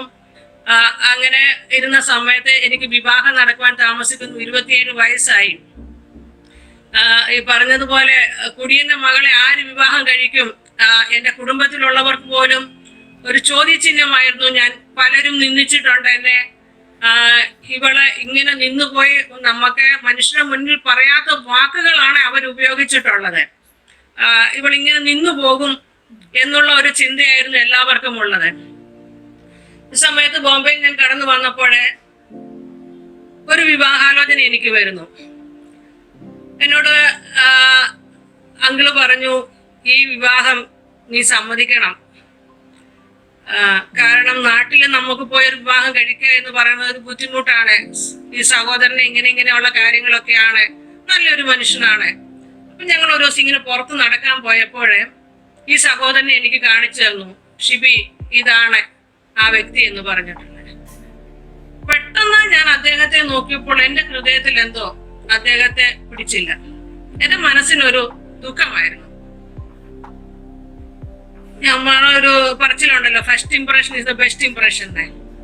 പക്ഷെ എനിക്ക് അദ്ദേഹത്തെ ഇഷ്ടമില്ല എന്നോ അല്ലെങ്കിൽ ഈ വിവാഹത്തിന് താല്പര്യമില്ല എന്നോ എനിക്ക് പറയാനായിട്ട് ബുദ്ധിമുട്ടാണ്. കാരണം എല്ലാവരുടെയും ആഗ്രഹം എന്താണ്? ഇത്ര പ്രായമായി നിൽക്കുന്ന വിവാഹമാകുന്നില്ല, എങ്ങനെയെങ്കിലും ഒരാളുടെ കയ്യിൽ ഏൽപ്പിച്ചു കൊടുക്കണം എന്നുള്ളതാണ് ആഗ്രഹം. അത് അവരുടെ ആഗ്രഹം തെറ്റല്ല. അങ്ങനെ ഈ വിവാഹത്തിന്റെ കാര്യങ്ങളുമായി മുന്നോട്ട് പോയി. ഈ അങ്കിളും എന്റെ ഒരു സഹോദരനും കൂടെ ഇവരുടെ വീട്ടിലേക്ക് പോവുകയാണ്. ഈ വിവാഹം നടത്തണം അല്ലെ, ഇപ്പൊ അവർക്ക് ഭയങ്കര ഇഷ്ടമാണ്. ആ ഒരു സഹോദരനും മാതാവുമാണ് ഉള്ളത്. അപ്പൊ ആ അമ്മച്ചിക്ക് എന്നെ കണ്ട നാളെ മുതൽ അമ്മച്ചിക്ക് എന്നെ ഇഷ്ടമാണ്. അപ്പൊ അവരുടെ പൂർണ്ണ സമ്മതമാണ്. അപ്പൊ ഇതിന്റെ കാര്യങ്ങൾ സംസാരിക്കാനായിട്ട് പോയി. എനിക്ക് ഈ വിവാഹം ഒട്ടും ഇഷ്ടവുമില്ല. ഞാനിത് ആരോടാ പറയണത്? അങ്ങനെ ഇവരെ ഇറങ്ങി സഹോദരൻ, ഞാൻ എന്റെ കസിൻ ബ്രദറിനോട് പറഞ്ഞു, എനിക്ക് ഈ വിവാഹത്തിന് ഇഷ്ടമില്ല. എന്റെ ജീവിതത്തിൽ ഒരേ ഒരു വിവാഹത്തിന് മാത്രമേ ഞാൻ നോ പറഞ്ഞിട്ടുള്ളൂ. ബാക്കി എല്ലാത്തിനും ഞാൻ ദൈവഹിതത്തിന് ഏൽപ്പിച്ച് ഞാൻ പ്രാർത്ഥിച്ചു. പക്ഷെങ്കില് ഇതിന് ഞാൻ നോ പറഞ്ഞുവെങ്കിലും അങ്കിളിനോട് ഞാൻ ഡയറക്റ്റ് പറയുന്നില്ല. എന്റെ ഹൃദയത്തിൽ ഞാൻ നോ പറയുവാണ്. കാരണം എനിക്ക് ഡയറക്റ്റ് പറയാൻ പേടിയാണ്. ഇവർ തമ്മിൽ അങ്ങോട്ട് ഇറങ്ങിപ്പോയി കഴിഞ്ഞപ്പോൾ ഞാൻ ദൈവവചനവും എടുത്ത് ഞാൻ മുട്ടിന്മേലെ നിന്നു. യേശുപ്പച്ച, എനിക്ക് ഈ വിവാഹത്തിന് ഇഷ്ടമില്ല. നീ എന്റെ ഹൃദയത്തെ അറിയുന്നു. അന്നൊന്നും വലിയ രീതിയിൽ പ്രാർത്ഥിക്കാനൊന്നും അറിയത്തില്ല, വലിയ വചനങ്ങളും ഒന്നും അറിയത്തില്ല. ഞാൻ കരയാൻ തുടങ്ങി. ദൈവത്തിന്റെ ഹിതമാണെങ്കിൽ മാത്രമേ ഈ വിവാഹം നടക്കാവൂ. പക്ഷെ എനിക്ക് ഇത് ഇഷ്ടമില്ല. അപ്പോൾ മുന്നോട്ടുള്ള പിന്നെ കാര്യങ്ങളൊക്കെ വളരെ ബുദ്ധിമുട്ടാകുമല്ലോ. ഈ പോയവർ 5 മിനിറ്റ് കഴിഞ്ഞപ്പം തിരിച്ചു വന്നു. ഞാൻ ചോദിച്ചു, എന്തു പറ്റി? അവിടെ ചെന്നപ്പോ അങ്കിള് പറഞ്ഞു, നമുക്കിപ്പൊ വേണ്ട, നമുക്ക് പിന്നെ വർത്തമാനം പറയാം എന്ന് പറഞ്ഞിട്ട് ഇനി തിരിച്ചു പോന്നു. അങ്ങനെ പോന്നു കഴിഞ്ഞപ്പോൾ ഈ സഹോദരൻ പറഞ്ഞു, അങ്കിളിന്റെ അടുത്ത് പറഞ്ഞു, അവൾക്ക് ഈ വിവാഹത്തിനോട് വലിയ താല്പര്യമില്ല എന്നുള്ളത്. അപ്പോൾ അതിന്റെ പേരിൽ എനിക്ക് ബുദ്ധിമുട്ടുകളൊക്കെ ഉണ്ടായി. എങ്കിലും ആ കാര്യം അവിടെ നിന്നു. ഞാൻ പറഞ്ഞതിന്റെ ഉദ്ദേശം, നമ്മുടെ ജീവിതത്തിന്റെ ഏതു പ്രതിസന്ധിയിലും ഞാൻ വായിച്ച വചനം പോലെ നീ അല്ലാതെ മറ്റൊരു ദൈവം ഇല്ല നമ്മൾക്ക് വേണ്ടി പ്രവർത്തിക്കുവാൻ. ഇന്ന് ആ സഹോദരന്റെ കുടുംബജീവിതം തകർന്ന് ആ സഹോദരൻ ഏകനായിട്ട് താമസിക്കുകയാണ്. അപ്പോൾ അത് കഴിഞ്ഞ് എന്റെ ജീവിതത്തിൽ വിവാഹാലോചനകളൊക്കെ വന്നു. എന്റെ മമ്മിക്കാണ് ഏറ്റവും വലിയ ഭാരം. കാരണം ഞാൻ ഇവിടുന്ന് ബോംബെയിൽ ചെല്ലുമ്പോൾ ഒരു ദിവസം ഞാൻ എന്റെ അമ്മാച്ചനുമായിട്ട് ബോംബെയിൽ നിന്ന് നാട്ടിലേക്ക് കടന്നുപോയി. അപ്പോൾ നാട്ടിലുള്ളവര് പറഞ്ഞു, ആണ്ടെ ഷിബി ഒരുത്തനെ കൊണ്ട് ബോംബെയിൽ നിന്ന് വന്നു എന്നുള്ളത്. കാരണം എന്റെ പിതാവിന്റെ പ്രായമുള്ള എന്റെ അമ്മാച്ചനാണ്. അപ്പോൾ അവര് എന്തുവാ കാണുന്ന ഒരാളുടെ കൂടെ ഞാൻ പോകുന്നു, വിവാഹം കഴിഞ്ഞിട്ടില്ല. അപ്പോൾ ഒരാളുമായിട്ട് ഷിബി ബോംബെയിൽ നിന്ന് പോയിരുന്നു. ഇതൊക്കെ എന്റെ ജീവിതത്തിൽ വളരെ വേദനപ്പെടുത്തുവാൻ ഇടയായിട്ടുണ്ട്. എന്റെ കൂടെ ഉള്ളവരുടെ എല്ലാവരുടെയും വിവാഹം കഴിഞ്ഞു. നാട്ടിൽ പോകുമ്പോ എന്റെ ഫ്രണ്ട്സ് ഒക്കെ ചോദിക്കുന്നു, നിന്നെ കൂടെ പഠിച്ചവർക്കൊക്കെ കല്യാണം കഴിഞ്ഞ് 2 പിള്ളേരും ഉണ്ട്, ഒരെണ്ണം കയ്യിലും ഒരെണ്ണത്തിനെ കയ്യെ പിടിച്ചോണ്ട് നടക്കും, നിന്റെ വിവാഹം ഇതുവരെ ആയിട്ടില്ലേ? ഞാൻ പറയും, എനിക്ക് ടെൻഷൻ ഇല്ല, പിന്നെ നിങ്ങൾക്ക് എന്താ ടെൻഷൻ? നമ്മളും പുറത്തത് പറയുന്നു എങ്കിലും ഹൃദയത്തിന്റെ ഉള്ളിൽ നമുക്ക് ഭയങ്കര വേദനയുണ്ട്. അങ്ങനെ ഞങ്ങള് ബോംബെയിൽ നിന്ന് നാട്ടിൽ നിന്ന് തിരിച്ചു ബോംബെയിൽ വന്നു. വിവാഹാലോചനകളൊക്കെ നടന്നു. ആ സമയത്ത് എന്റെ ഒരു സഹോദരി, എന്റെ ഒരു കസിൻ എന്നെ നിന്ദിക്കുവാൻ ഇടയായി തീർന്നു. ഞാൻ അവരുടെ അടുത്തേക്ക് എന്തിനോ പോയപ്പോൾ ഇങ്ങനെ പറഞ്ഞു, നിന്റെ കയ്യിലിരിപ്പ് കൊണ്ട്, അല്ലെ നിന്റെ അപ്പന്റെ അമ്മയുടെ കയ്യിലിരിപ്പ് കൊണ്ടാണ് നിന്റെ വിവാഹം നടക്കാത്തത് എന്ന് പറയുവാനിടയായി. ഈ വിഷയം എനിക്ക് വളരെ വേദന ഉണ്ടാക്കി. ഞാൻ എന്റെ അമ്മാച്ചന്റെ അടുത്ത് പോയി പറഞ്ഞു, ഇങ്ങനെ ഈ സഹോദരി പറയുന്നു എന്ന്. പെട്ടെന്ന് തന്നെ അദ്ദേഹം എന്നോട് പറഞ്ഞു, നീ എന്റെ ഒരു ബയോഡാറ്റ എഴുതിത്താ. ഞാൻ ആ ബയോഡാറ്റ എഴുതി കൊടുത്തു. അദ്ദേഹം തന്നെ അതിന് പോകേണ്ട രജിസ്ട്രേഷന്റെ പൈസയും കൊടുത്ത് ഒരു ക്രിസ്ത്യൻ മാട്രിമോണിയൽ ബ്യൂറോയിൽ കൊണ്ട് എന്റെ ബയോഡാറ്റ കൊടുക്കുവാനിടയായിരുന്നു. അവിടെ നിന്ന് എനിക്ക് വിവാഹാലോചന വന്നു. ഞാൻ എല്ലാ വിവാഹാലോചനയും വരുമ്പോൾ ഒന്ന് മാത്രം പ്രാർത്ഥിക്കും, കർത്താവെ, ദൈവത്തിന്റെ ഹിതമാണെങ്കിൽ മാത്രം നടക്കണം. കാരണം വിവാഹം കഴിഞ്ഞ് പിന്നെ ഒരു വേർപെടുത്തൽ, അല്ലെങ്കിൽ എനിക്ക് അറിയത്തില്ല എനിക്ക് മുന്നിൽ വരുന്ന വ്യക്തി എങ്ങനെയുള്ളതാണെന്ന്. ഞാൻ അധികം വിവാഹാലോചന ഒന്നും വന്നില്ല. 2 വിവാഹാലോചന വന്നു. 2ാമത്തെ വിവാഹാലോചന വന്നതാണ് ഇപ്പോൾ എന്റെ ഭർത്താവായിരിക്കുന്ന സാംസൺ എന്ന് പറയുന്നത്. അതേസമയം ഇദ്ദേഹവും അവിടെ ബ്യൂറോയിൽ രജിസ്റ്റർ ചെയ്തിരുന്നു. ആ സമയം ദൈവത്തിന്റെ പരിശുദ്ധാത്മാവ് അവിടെ ചെന്ന് കഴിഞ്ഞപ്പോൾ ഈ സഹോദരൻ 2-3 ഫോട്ടോ ഒക്കെ കാണിച്ചു.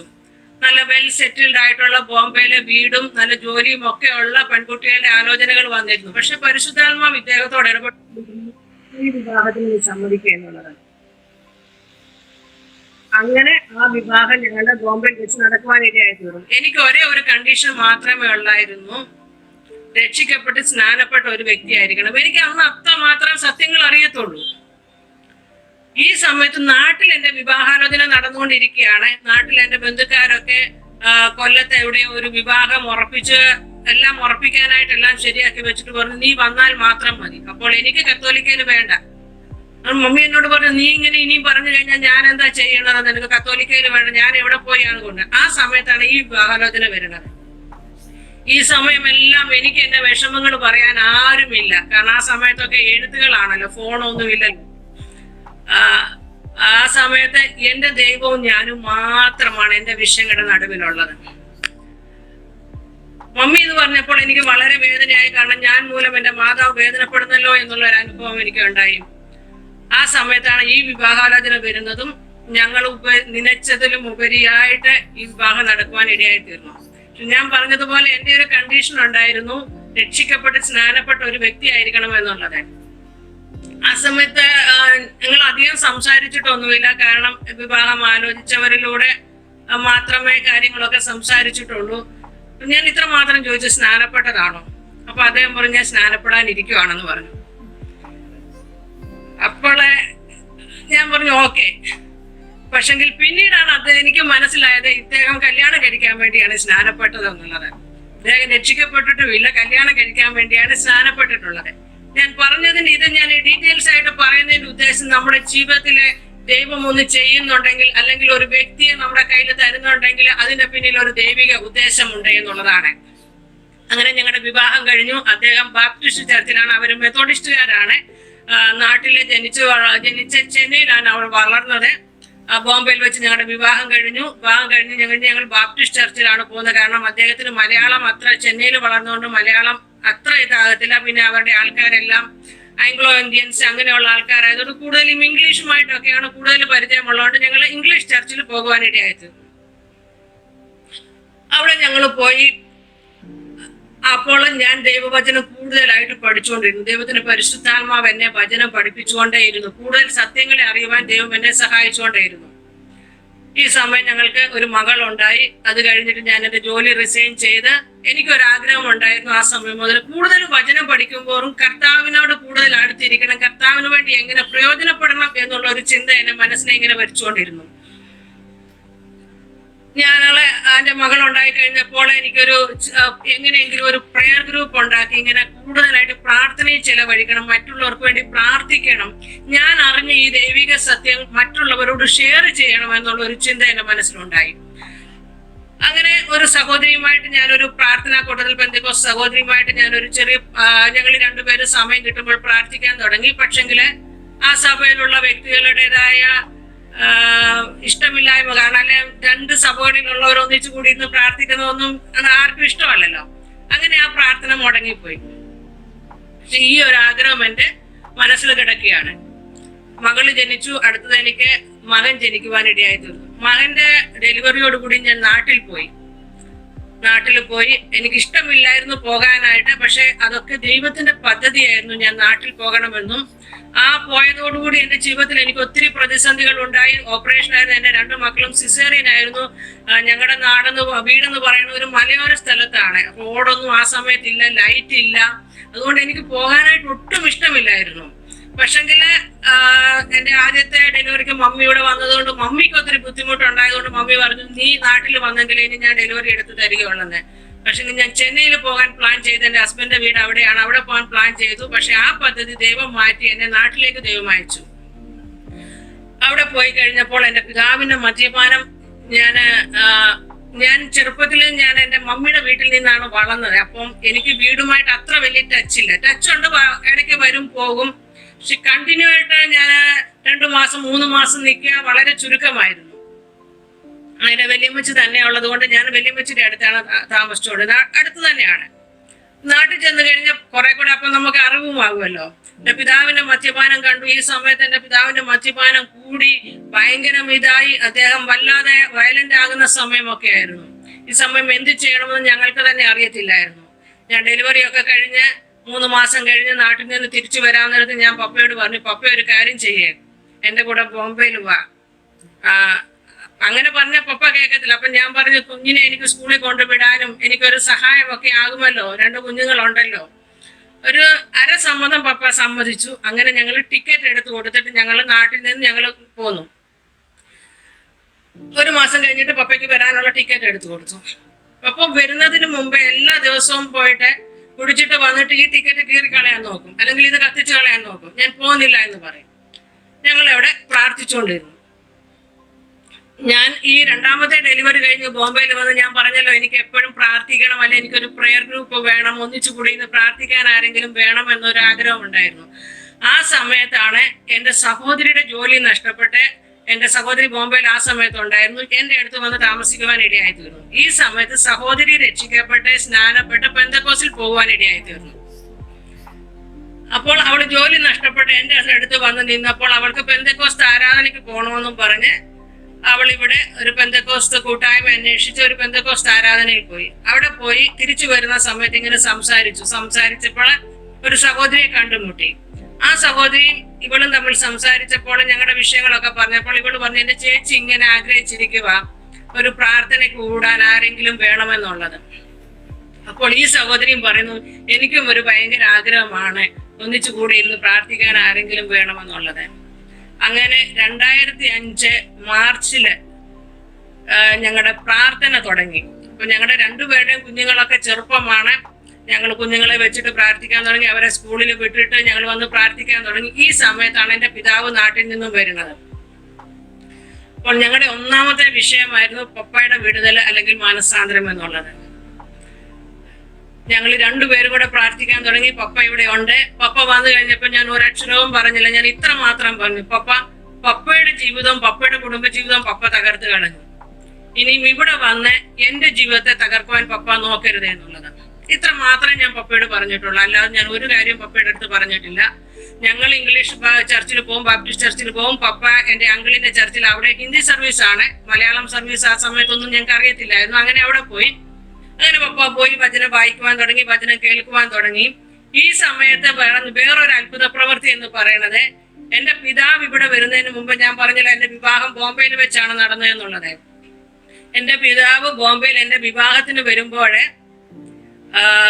എന്റെ കല്യാണത്തിന് പപ്പ വരണത് മദ്യപിച്ചിട്ടാണ് വരുന്നത്. കാരണം പപ്പയുടെ ഒരു ഫാർ റിലേഷന് ഇവിടെ ഞങ്ങളുടെ അടുത്ത് താമസിക്കുന്നുണ്ടായിരുന്നു. അദ്ദേഹത്തെ കണ്ടുപിടിച്ച് അവിടെ പോയി രാവിലെ അദ്ദേഹത്തെ കൂട്ടുപിടിച്ചു പോയി. എങ്ങനെയാണ് മദ്യം പുള്ളി വാങ്ങിച്ചതെന്നൊന്നും അറിയത്തില്ല. എന്നാണെങ്കിലും അദ്ദേഹം വാങ്ങിച്ചു കൊടുത്ത മദ്യം പപ്പ കുടിച്ചിട്ടാണ് എന്റെ പപ്പ വിവാഹത്തിന് വരുന്നത്. പക്ഷെങ്കിൽ പപ്പ രണ്ടാമത് മോനെ പ്രസവിച്ച് ഞാൻ ഇവിടെ വന്നു കഴിഞ്ഞ് പപ്പയെ കൊണ്ടുവന്ന സമയത്ത് പപ്പ വരുന്നതിന് ഒരാഴ്ച മുമ്പേ ഇദ്ദേഹം ഇവിടുന്ന് വീട് വിട്ട് നാട്ടിൽ പോകുവാനിടയായി തീർന്നു. പപ്പ ആദ്യം വന്ന് അന്വേഷിച്ചത് അദ്ദേഹം ഇവിടെ ഉണ്ടോ എന്നുള്ളതാണ്. അദ്ദേഹം ഇവിടെ ഇല്ല. പിന്നെ പപ്പയ്ക്ക് യാതൊരു കൂട്ടുകെട്ടോ യാതൊരു ആളുമായിട്ട് കോണ്ടാക്റ്റുകളോ അങ്ങനെ ഒന്നും ഇല്ലാതെയായി. ദൈവത്തിന് പ്രവർത്തിക്കാൻ ഞാൻ ദൈവത്തെ സ്തുതിക്കുകയാണ്, സ്തോത്രം ചെയ്യുകയാണ്. അങ്ങനെ പപ്പ ഇവിടെ വന്ന് 3 മാസം കഴിഞ്ഞപ്പോൾ പപ്പയ്ക്ക് നാട്ടിൽ പോകണമെന്ന് പറഞ്ഞു. അപ്പോൾ ഞങ്ങളുടെ ഈ പ്രാർത്ഥന ഇങ്ങനെ തുടർന്നുകൊണ്ടിരിക്കുവാണ്. എങ്ങനെ പപ്പയെ നാട്ടിൽ വിടും? വിട്ടു കഴിഞ്ഞാൽ ഇനിയും ആ പഴയ സ്ഥിതിയിലേക്ക് പോകുമെന്നൊരു അവസ്ഥയായി. ഞങ്ങള് സംസാരിച്ചു. പപ്പയ്ക്ക് പോകണമെന്ന് ഭയങ്കര നിർബന്ധം. പപ്പയുടെ കൂട്ടുകാർക്ക് പപ്പേനെ കാണണമെന്ന് ഭയങ്കര നിർബന്ധം. സ്നേഹം കൊണ്ടല്ല, നമുക്കറിയാമല്ലോ. അങ്ങനെ പപ്പയെ ഞങ്ങൾ നാട്ടിൽ വിട്ടു. പക്ഷെങ്കിൽ അതിന്റെ പിന്നിൽ ഞങ്ങളുടെ പ്രാർത്ഥന ശക്തമായിട്ടും ഉണ്ടായിരുന്നു. ഞങ്ങൾ തീരുമാനിച്ചു പോട്ടെ, നമുക്കൊന്നും ചെയ്യാൻ കഴിയത്തില്ല, പക്ഷെങ്കിൽ ദൈവത്തിന് നിയന്ത്രിക്കാൻ കഴിയും. അങ്ങനെ പിതാവ് നാട്ടിൽ പോയി 1 മാസം കഴിഞ്ഞപ്പോൾ തിരിച്ചു വരുവാനിടയായിരുന്നു. പക്ഷെ ഞങ്ങൾ ഒരിക്കലും ജീവിതത്തിൽ പ്രതീക്ഷിച്ചല്ല പപ്പ തിരിച്ചു വരുമെന്നുള്ളത്. പോകുമ്പോൾ തന്നെ ഞങ്ങൾ റിട്ടേൺ ടിക്കറ്റ് എടുത്ത് കൊടുത്തിട്ട് വിട്ടു. തിരിച്ചു വരുമെന്നുള്ളത് ഞങ്ങൾ ഒരിക്കലും പ്രതീക്ഷിച്ചതല്ല. തിരിച്ചു വന്നു കഴിഞ്ഞ് പപ്പ പറഞ്ഞു എനിക്ക് സ്നാനപ്പെടണം. Praise the Lord. അങ്ങനെ പപ്പ കർത്താവിനെ യേശുക്രിസ്തുവിനെ രക്ഷകനായി സ്വീകരിച്ച് സ്നാനപ്പെടുവാൻ ഇടയായി തീർന്നു. ഞങ്ങളുടെ നാട്ടിലെ പപ്പയുടെ പേര് പറഞ്ഞാല് മദ്യപാനി. പപ്പ സ്നാനപ്പെട്ട് കഴിഞ്ഞിട്ട് ഓരോരുത്തർ പറഞ്ഞത് എന്റെ പിതാവിന്റെ പേര് വീട്ടിൽ വിളിക്കുന്നവർ അച്ഛൻ കുഞ്ഞാണ്. കിടന്ന അച്ഛൻ കുഞ്ഞ് ഇപ്പം രക്ഷിക്കപ്പെട്ടു. അല്ല, ഇപ്പൊ സ്കൂട്ടറെ കയറി നടക്കും. കിടന്ന അച്ഛൻ കുഞ്ഞ് ഇപ്പൊ സ്കൂട്ടറെ കയറി നടക്കുവാണ്. കർത്താവിന്റെ സ്നേഹം കൊണ്ടൊന്ന് മാത്രമാണ്. കാരണം എന്റെ പിതാവ് രക്ഷിക്കപ്പെടുമെന്ന് ലോകത്തിൽ ആരും വിചാരിച്ചിട്ടില്ല. ഇതിന്റെ പിന്നിൽ അനേക വല്യമ്മച്ചിമാരുടെ പ്രാർത്ഥനകളെ, അനേക സഹോദരങ്ങളുടെ പ്രാർത്ഥനകളുണ്ട്. ദൈവം തക്ക സമയമായപ്പോൾ എന്റെ പിതാവിനെ വിളിച്ചു വേർതിരിച്ചു. ആ സമയത്ത് എന്റെ പിതാവിന് ഏകദേശം 56 വയസ്സുണ്ട്. പിന്നെ പപ്പ പറഞ്ഞു എനിക്ക് ബൈബിൾ കോളേജിൽ പഠിക്കണം.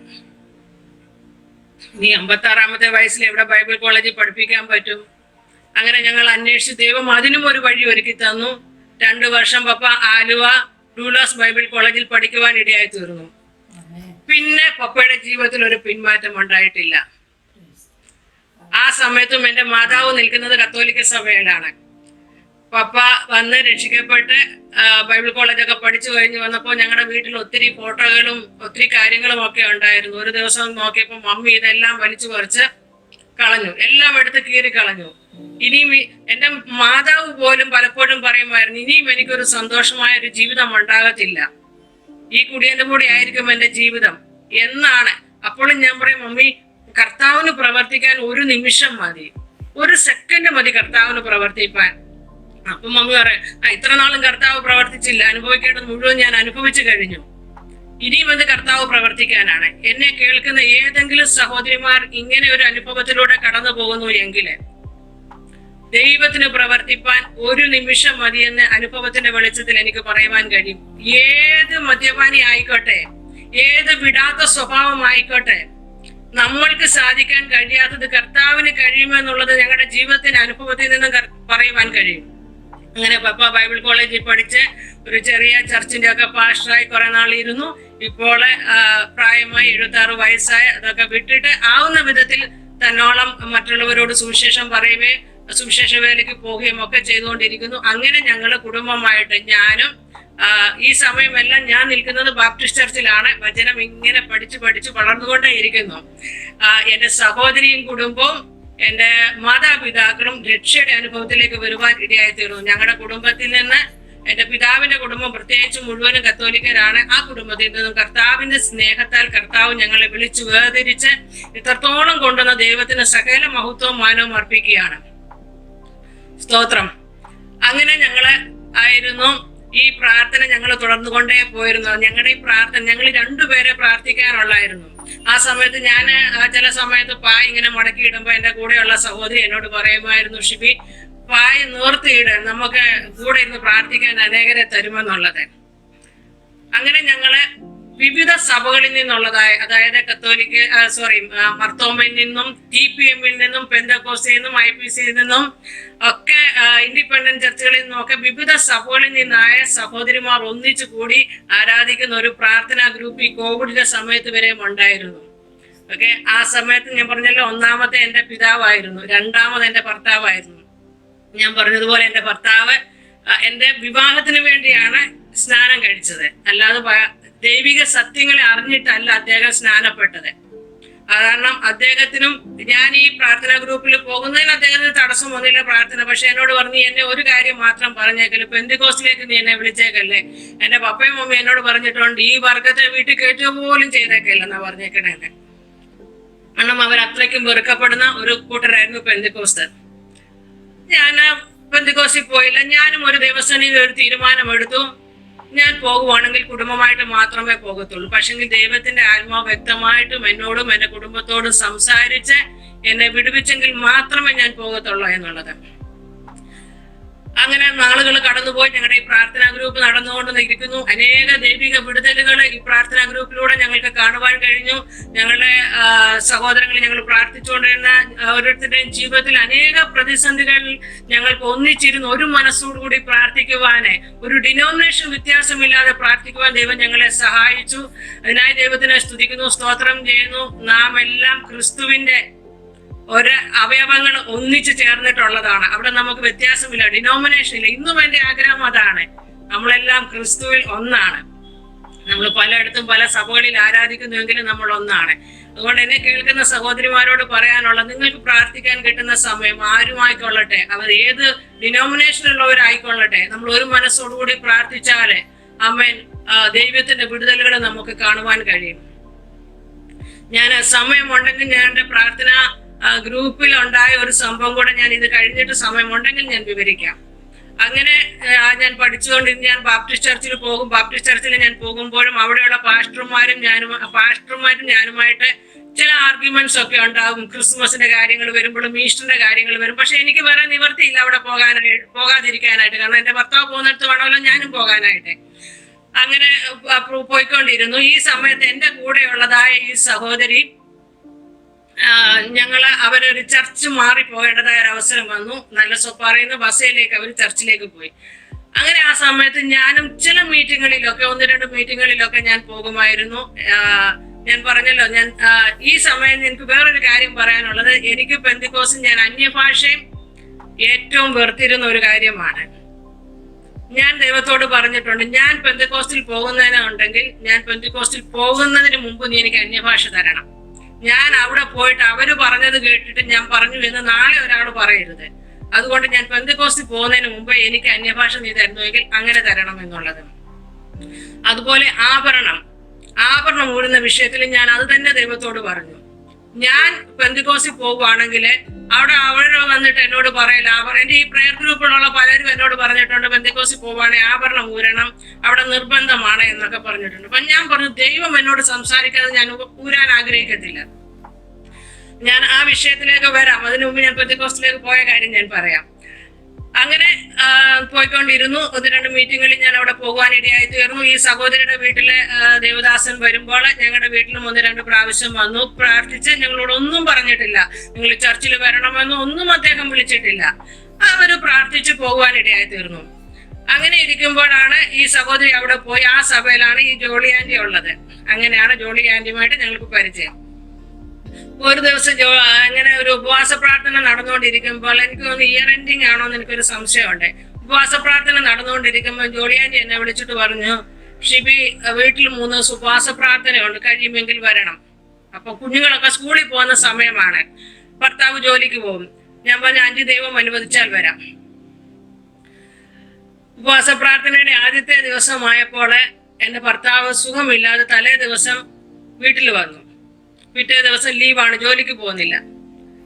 അപ്പൊ ഞാൻ പറഞ്ഞു ഒരു കാര്യം ചെയ്യും, നിങ്ങൾ വീട്ടിലിരിക്കുവാണല്ലോ, ഞാൻ പ്രാർത്ഥനയ്ക്ക് പോയിക്കോട്ടെ എന്ന് ചോദിച്ചു. അദ്ദേഹം എന്നോട് പറഞ്ഞു പൊക്കോളാൻ പറഞ്ഞു. കാരണം കുഞ്ഞുങ്ങളുടെ സ്കൂളിൽ നിന്ന് വരുമ്പോഴൊക്കെ പിക്കപ്പ് ചെയ്യണമല്ലോ അവരെ. അപ്പൊ പൊക്കോളാൻ പറഞ്ഞു. ഞാൻ ഒരുങ്ങാൻ തുടങ്ങിയപ്പോൾ ഈ ഭർത്താവ് എന്നോട് വന്ന് പറഞ്ഞു ഞാനും വരട്ടെ പ്രാർത്ഥനയ്ക്ക്. അപ്പൊ ഞാൻ ഓർത്ത് എന്നെ കളിയാക്കുവാണ്, ഞാൻ പ്രാർത്ഥനയ്ക്ക് പോകുന്നതിന് എന്നെ കളിയാക്കുവാണെന്ന് ഓർത്തു. ഞാൻ പറഞ്ഞു പോരെ, എനിക്ക് കുഴപ്പമൊന്നുമില്ല. ഞാൻ നോക്കിയപ്പോ ഇദ്ദേഹം കുളിച്ചൊരുങ്ങി, പനിയായി ഓഫീസിൽ പോകാതിരുന്ന വ്യക്തി ഇദ്ദേഹം കുളിച്ചൊരുങ്ങി പ്രാർത്ഥനയ്ക്ക് പോകാൻ ഒരുങ്ങിയാണ്. അങ്ങനെ ദൈവത്തിന്റെ സമയമായപ്പോൾ ആ 3 പ്രാർത്ഥനയ്ക്കും ഞങ്ങൾ അവിടെ അറ്റൻഡ് ചെയ്യുവാനിടയായി തീർന്നു. സ്തോത്രം. ആ പ്രാർത്ഥനയെ ദൈവത്തിന്റെ പരിശുദ്ധാത്മാവ് ഞങ്ങളോട് വ്യക്തമായിട്ട് സംസാരിക്കുവാനിടയായി തീർന്നു. അതിലൊരു വാക്യമാണ് അപ്പോസ്തല പ്രവൃത്തി 19 അധ്യായത്തിൽ പറയുന്നുണ്ടല്ലോ, നിങ്ങൾ വിശ്വസിച്ചിട്ട് പരിശുദ്ധാത്മാവിനെ പ്രാപിച്ചോ എന്നവരോട് ചോദിച്ചേനെ, പരിശുദ്ധാത്മാവ് ഉണ്ടെന്ന് പോലും ഞങ്ങൾ കേട്ടിട്ടില്ല എന്ന് പറഞ്ഞു. ഈ വചനം എന്റെ ഭർത്താവിനോട് ദൈവത്തിന്റെ ആത്മാവ് ശക്തമായിട്ടും ഇടപെടുവാൻ തുടങ്ങി. ഉറങ്ങുന്നവനെ നിങ്ങൾ മരിച്ചവരുടെ ഇടയിൽ നിന്നും ഉണർന്നെഴുന്നേൽക്കുക. ഈ വചനങ്ങളൊക്കെ ഞങ്ങളോട് ഇടപെട്ടുകൊണ്ടേയിരുന്നു. ഈ രാവിലെയും വൈകിട്ടും ഓരോ സെക്ഷനുണ്ട്. ഈ 3 ദിവസവും ഞങ്ങൾ ഉപവാസ പ്രാർത്ഥനയിൽ അറ്റൻഡ് ചെയ്തു. അടുത്ത ദിവസം ഞായറാഴ്ച രാവിലെയാണ്. ഞാൻ എന്റെ ഭർത്താവിനോട് ഞായറാഴ്ച രാവിലെ ചോദിച്ചു, നീ നമ്മൾ എന്തുവാ ചെയ്യേണ്ടത്? കാരണം ഈ സമയത്ത് ഞങ്ങൾ ബാപ്റ്റിസ്റ്റ് ചർച്ചിൽ നല്ല ആക്റ്റീവായിട്ട് നിൽക്കുന്ന മെമ്പേഴ്സ് ആണ്. ഈ വചന സത്യം നമ്മളിപ്പോ കേട്ടു അറിഞ്ഞു, ഇനി നമ്മൾ ഇവിടെ പോണം അവിടെ പോണം. ഇദ്ദേഹം എന്നോട് പറഞ്ഞു നമുക്ക് പെന്തക്കോസ്റ്റ് ചർച്ചിൽ പോകാം. ഞങ്ങൾ കൂടി ആ സമയത്ത് ഷാരോൺ ഫെലോഷിപ്പ് ചർച്ചാണ്, പെന്തക്കോസ്റ്റിൽ ചർച്ചിൽ പോകാന്ന് പറഞ്ഞു. എനിക്ക് വിശ്വസിക്കാൻ പറ്റുന്നില്ല. രാവിലെ പാസ്റ്ററെ വിളിച്ചിട്ട് പറഞ്ഞു, പാസ്റ്റർ ഞങ്ങൾ ആ ചർച്ചിൽ നിന്ന് വരുവാണെന്നുള്ളത്. പാസ്റ്റർ പറഞ്ഞു പോരാ, അതിനെന്താ കുഴപ്പമില്ലല്ലോ എന്ന്. അന്ന് ഞങ്ങൾ ആ ചർച്ചിൽ പോയതാണ്. അന്നു മുതൽ ഇന്ന് വരെയും ആ സഭയുടെ ഒരു അംഗമായിരിക്കുവാൻ കർത്താവ് കൃപ ചെയ്തു. കർത്താവിന്റെ പ്രവർത്തികൾക്കായി ദൈവത്തെ സ്തുതിക്കുന്നു, സ്തോത്രം ചെയ്യുന്നു. നമ്മുടെ മിടുക്കോ സാമർഥ്യവും ഒന്നുമല്ല. ദൈവത്തിന്റെ പരിശുദ്ധാത്മാവ് ഒരു വ്യക്തിയോട് ഇടപെട്ട് കഴിഞ്ഞാല് അതിനെ മാറ്റുവാൻ ആർക്കും കഴിയുകയില്ല. സ്തോത്രം. അന്നു മുതൽ ഇന്ന് വരെ ഞങ്ങൾ ആ സഭയുടെ അംഗമായിരിക്കുവാൻ കർത്താവ് സഹായിച്ചു. ദൈവത്തെ സ്തുതിക്കുന്നു, സ്തോത്രം ചെയ്യുന്നു ദൈവത്തിന്റെ വഴികൾക്കായിട്ട്. അങ്ങനെ ഞങ്ങൾ ആ ചർച്ചിൽ പോയിക്കൊണ്ടിരുന്നു. ഈ സമയമൊക്കെ ഞങ്ങളെ സാമ്പത്തികമായിട്ടൊക്കെ വലിയ കുഴപ്പമില്ലാതെ പോകുന്ന രീതിയാണ്. നല്ല ജോലിയുണ്ട്. അത് കഴിഞ്ഞ് ഞങ്ങൾ സ്വന്തമായിട്ട് ബിസിനസ് ചെയ്യാൻ തുടങ്ങി. ഫ്രാഞ്ചൈസി എടുത്ത് ബിസിനസ് ചെയ്യാൻ തുടങ്ങി. ബിസിനസ് ചെയ്തുകൊണ്ടിരുന്ന സമയത്ത് എൻ്റെ ഭർത്താവിന് ഒരു ഹരണിയുടെ ഓപ്പറേഷൻ വന്നു. ഓഫീസിലേക്ക് പോകാൻ കഴിയാത്ത അനുഭവമായി. കൂടെയുള്ളവരെ അവര് ജോലി ശരിക്കും ചെയ്യാതെ ഇരിക്കുകയും ജോലി ചെയ്തതിന്റെ സാലറി നമുക്ക് പേയ്മെന്റ് ശരിക്കും തരാതെ ഇരിക്കുകയും ഒത്തിരി പ്രശ്നങ്ങൾ അങ്ങനെ കടന്നു വന്നു. ഈ സമയത്ത് ഈ പിരിക്കുന്നവരൊക്കെ അവിടെ വന്നിട്ട് അവരുടെ ജാതികളുടേതായ ഓരോ കാര്യങ്ങൾക്ക് പിരിവിന് വരും. അത് കൊടുക്കാതെ ഇരുന്നപ്പോൾ ഞങ്ങളെ മാനസികമായിട്ട് ഉപദ്രവിക്കുകയും ഓഫീസിൽ കല്ലെറിയും അങ്ങനെയൊക്കെയുള്ള പ്രതിസന്ധികൾ കടന്നു വന്നു. അങ്ങനെ ഞങ്ങൾക്ക് അവിടെ നിൽക്കാൻ പറ്റാത്തൊരവസ്ഥയായി തീർന്നു. ഈ സമയത്ത് എൻ്റെ ഭർത്താവ് ഒരു ദൈവശബ്ദം കേട്ടു, നീ ഇവയിലൊക്കെ അധികമായി എന്നെ സ്നേഹിക്കുന്നുവോ? ഈ ഒരു ശബ്ദം കേട്ട് കഴിഞ്ഞപ്പം ഇദ്ദേഹത്തിനും കൂടുതൽ, അപ്പൊ ഇദ്ദേഹം ഈ ക്രിസ്തുവിനെ അറിഞ്ഞ പോലെ പെന്തക്കോസ്തിൽ പോയത് മുതൽ അന്ന് വരെയും ബൈബിള് വായിച്ചിട്ടില്ല. ബൈബിള് വായിക്കുമെന്ന് പറഞ്ഞാലും രാത്രിയിൽ അവരുടെ വീട്ടിൽ പറയും ബൈബിള് വായിക്കണം, പ്രാർത്ഥിക്കണം. ഏതെങ്കിലും ചെറിയൊരു സങ്കീർത്തനം എടുത്ത് അവരെ പ്രീതിപ്പെടുത്താനായിട്ട് വായിക്കും. അത് കഴിഞ്ഞാൽ മടക്കി വയ്ക്കും, ഒരു ചെറിയൊരു ഷോർട്ട് പ്രെയർ പറയും, അത്രേ ഉള്ളൂ. അല്ലാതെ ദൈവവുമായിട്ടൊരു ആത്മീയ ബന്ധമുള്ളായിരുന്ന ഒരു വ്യക്തിയല്ലായിരുന്നു. അന്ന് മുതൽ ബൈബിള് വായിക്കുവാൻ തുടങ്ങി. ഈ പറഞ്ഞ പോലെ അദ്ദേഹവും പറയും, എന്ത് പ്രസംഗം കേട്ടെന്ന് പറഞ്ഞാലും വീട്ടിൽ വന്ന് അത് പിന്നെയും എടുത്ത് വീണ്ടും തെസ്സലോനിക്കക്കാരെ ബെരോവയിലുള്ളവർ തെസ്സലോനിക്കക്കാരെയൊക്കെ പരിശോധിച്ചു പോരുന്ന ഒരു സ്വഭാവം ഉണ്ടായിരുന്നു. അങ്ങനെ ദൈവത്തിന്റെ ആത്മാവ് വചനം പഠിപ്പിച്ചു കൊടുക്കുവാൻ തുടങ്ങി. വചനത്തിൽ വളരുവാൻ തുടങ്ങി. ഞങ്ങള് ആത്മീയമായിട്ട് വളരുകയും ഭൗതികമായിട്ട് ഞങ്ങൾ തകർച്ചയിലേക്ക് ആയിക്കൊണ്ടിരുന്നു. 2013 ഒരു 2 വർഷം കഴിഞ്ഞപ്പോഴത്തേക്ക് ഞങ്ങളുടെ കമ്പനി അടച്ചുപൂട്ടി. ഞങ്ങളെ എല്ലാ സാധനവും വീട്ടിൽ കൊണ്ടിട്ടു. ഡിസംബർ അവസാനം ആയപ്പോഴേക്കും ആ സമയത്ത് ഞങ്ങളുടെ കയ്യിൽ കുറച്ച് ബാലൻസ് പൈസയൊക്കെ ഉണ്ടായിരുന്നു. നമ്മളെ ഇൻഷുറൻസ് ചെയ്യുന്ന പൈസ, നമ്മളെ അങ്ങനെയുള്ള കാര്യങ്ങളൊക്കെ നമ്മുടെ കയ്യിലുള്ള LICയുടെ പൈസയൊക്കെ ഉണ്ടായിരുന്നു വെച്ചിട്ട് ഞങ്ങൾ കുറച്ച് നാളിങ്ങനെ ഞങ്ങൾ ജീവിച്ചുകൊണ്ടിരുന്നു. ഒരു 2014 ആയപ്പോഴത്തേക്കും ഞങ്ങളുടെ കയ്യിൽ ഒന്നുമില്ലാതെയായി. ഇദ്ദേഹം ജോലിക്ക് പോകുന്നില്ല, ജോലിക്ക് ട്രൈ ചെയ്യുന്നു, ജോലി കിട്ടുന്നില്ല, അല്ലെങ്കിൽ നമ്മൾ ഉദ്ദേശിച്ച രീതിയിൽ നമുക്കുള്ള ജോലി കിട്ടുന്നില്ല, അല്ല വേറെ എന്തെങ്കിലും ചെയ്യണമെന്ന് നോക്കി. ഈ സമയത്ത് ഞങ്ങൾ പല ബിസിനസ്സുകൾ ചെയ്യാൻ ഞങ്ങൾ നോക്കി, പല കാര്യങ്ങൾക്കും ഞങ്ങൾ പൈസ സ്പെൻഡ് ചെയ്തു. ഒന്നും എവിടെയും ഒരു സക്സസ് ആകുന്നത് ഞങ്ങൾക്ക് കാണുന്നില്ല. ഞങ്ങൾ ഭൗതികമായിട്ട് ജീറോയിലോട്ട് വന്നുകൊണ്ടേയിരുന്നു. അതേസമയം ഞങ്ങൾ ആത്മീയമായിട്ട് ദൈവം വളർത്തുവാൻ ഇടയായിക്കൊണ്ടേയിരുന്നു. അങ്ങനെ ഇരിക്കുമ്പോഴാണ് 2014 സെപ്റ്റംബർ മാസം എൻ്റെ ഭർത്താവിന് ഒരു അറ്റാക്ക് ഉണ്ടാകുന്നത്. പെട്ടെന്ന് കുളിച്ചുകൊണ്ടിരുന്നപ്പം പറഞ്ഞു എനിക്ക് തല കറങ്ങുന്നു എന്ന് പറഞ്ഞു. പെട്ടെന്ന് ഡോക്ടറെ അടുത്തേക്ക് പോയി ECG എടുത്തു. അപ്പോൾ അറ്റാക്ക് ആണ്, വേഗം പോയി അഡ്മിറ്റ് ആവണമെന്ന് പറഞ്ഞു. ഈ സമയം ഞങ്ങളുടെ കയ്യിൽ ഉണ്ടായിരിക്കുന്ന വെറും 400 രൂപയാണ്, അല്ലാതെ ഞങ്ങളുടെ കയ്യിൽ ഒന്നുമില്ല. പെട്ടെന്ന് ഹോസ്പിറ്റലിലേക്ക് പോയി. ഞാൻ ഹോസ്പിറ്റലിൽ പോകണമെങ്കിൽ അഡ്മിറ്റ് ചെയ്യണമെങ്കിൽ പൈസ വേണമല്ലോ. അപ്പോൾ തന്നെ എൻ്റെ പ്രയർ ഗ്രൂപ്പിൽ ഒരു സഹോദരി എന്നെ വിളിക്കാൻ തുടങ്ങി. ഷിബി എവിടെയാണെന്ന് ചോദിച്ചു. ഞാൻ പറഞ്ഞു അമ്മമ്മ ഇങ്ങനെ കാര്യമാണ്, ഹോസ്പിറ്റലിൽ എനിക്ക് അഡ്മിറ്റ് ആവണം, എന്ത് ചെയ്യണമെന്ന് എനിക്ക് അറിയത്തില്ല. ഞാൻ ചെല്ലുന്നതിന് മുമ്പ് ഈ സഹോദരി അവിടെ അഡ്മിറ്റ് ചെയ്യാനുള്ള പൈസയുമായി വന്ന് ഡെപ്പോസിറ്റ് ചെയ്ത് കഴിഞ്ഞു. അങ്ങനെ അവിടെ അഡ്മിറ്റായി 2 ദിവസം അവിടെ കടന്നു. വലിയ ആ പ്രശ്നങ്ങൾക്കൊക്കെ ഇച്ചിരി ഒന്ന് റിലീഫ് കിട്ടാൻ തുടങ്ങി. പിന്നെ ഞങ്ങൾക്ക് അറിയത്തില്ല എന്ത് ചെയ്യണം, മേജർ അറ്റാക്ക് ആണ്, ഓപ്പറേഷൻ ചെയ്യണം, എന്ത് ചെയ്യണമെന്ന് അറിയത്തില്ല, നമ്മുടെ കയ്യിൽ പൈസ ഇല്ല.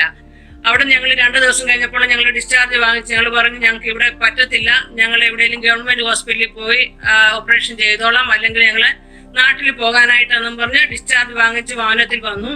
വീണ്ടും നമുക്ക് ഈ എത്ര ബ്ലോക്ക് ഉണ്ടെന്ന് അറിയാമെന്നും പറഞ്ഞിട്ട് ഞങ്ങൾ വേറൊരു ഹോസ്പിറ്റലിലേക്ക് പോകുവാനിടയായി തീർന്നു. ബസ്സിൽ ഒരു ഹോസ്പിറ്റലിലേക്ക് പോകാനിടയായി തീർന്നു. അവിടെ ഞങ്ങൾ പോയി അഡ്മിറ്റായി. അന്ന് വൈകിട്ട് തന്നെ ഡിസ്ചാർജ് ആയതിന്റെ വൈകിട്ട് തന്നെ അവിടെ പോയി അഡ്മിറ്റായി. അവിടെ പോയി പിറ്റേ ദിവസം എൻജിയോഗ്രാഫി എടുത്തു നോക്കി. അപ്പം മേജർ ബ്ലോക്ക് ആണ്, 2 ബ്ലോക്ക് ഉണ്ട്, പെട്ടെന്ന് ബൈപ്പാസ് ചെയ്യണമെന്നൊക്കെ പറഞ്ഞു. അപ്പോൾ ഞങ്ങൾ അവിടുന്ന് ഡിസ്ചാർജ് വാങ്ങിച്ചു. കാരണം നമ്മുടെ സാമ്പത്തികം ഇല്ലല്ലോ, എന്ത് ചെയ്യണമെന്ന് നമുക്കറിയത്തില്ല. അപ്പോൾ ഞങ്ങൾ പറഞ്ഞു ഞങ്ങൾ നാട്ടിൽ എവിടെയെങ്കിലും പോകാം. അപ്പോൾ നാട്ടിൽ കരുനാഗപ്പള്ളിയിലൊക്കെ പോകാം, ഇങ്ങനെയുള്ള തീരുമാനത്തിലൊക്കെ ആയിക്കഴിഞ്ഞ് ഞങ്ങൾ ഡിസ്ചാർജ് വാങ്ങിക്കാമെന്നും പറഞ്ഞ് ഞാനും ഞങ്ങളുടെ പാസ്റ്ററും കൂടെ പോയി ഡിസ്ചാർജിന്റെ കാര്യങ്ങളൊക്കെ ക്രമപ്പെടുത്തിയിട്ട് ഞങ്ങളെ റൂമിലോട്ട് കയറി വരുമ്പോൾ ഞങ്ങൾ കാണുന്നത് 2-3 നേഴ്സസുമാർ അവിടെ നിന്ന് ഞങ്ങളുടെ അച്ഛൻ്റെ നെഞ്ചിനിങ്ങനെ പ്രസ് ചെയ്യുന്നതാണ് ഞങ്ങൾ കാണുന്നത്. ആ സമയം ഞങ്ങൾ പോയി നോക്കുമ്പോൾ കണ്ണിങ്ങനെ മറിഞ്ഞു പോകുന്നു. അപ്പോൾ ഞങ്ങൾക്ക് മനസ്സിലായി ഇത് സീരിയസ് ആണ് എന്നുള്ളത്. പെട്ടെന്ന് തന്നെ അവരെ ICUലേക്ക് ഷിഫ്റ്റ് ആക്കി. പോണ വഴിക്ക് അച്ഛൻ്റെ കൈയെ അവിടെയുള്ള ഒരു ഡോറിലേക്ക് ഇടിക്കാനിടയായി തീർന്നു. ആ ഇടിച്ചത് കൊണ്ട് പെട്ടെന്ന് അദ്ദേഹത്തിന് വീണ്ടും ആ ശ്വാസം എടുക്കാൻ ഒരു കൃപദൈവം കൊടുത്തു. അങ്ങനെ ICUയിൽ അവരെ ഷിഫ്റ്റ് ആക്കി. അവര് പറഞ്ഞു പൾസ് 6 വന്നു. അവരെല്ലാം പ്രതീക്ഷ കൈവിട്ടു,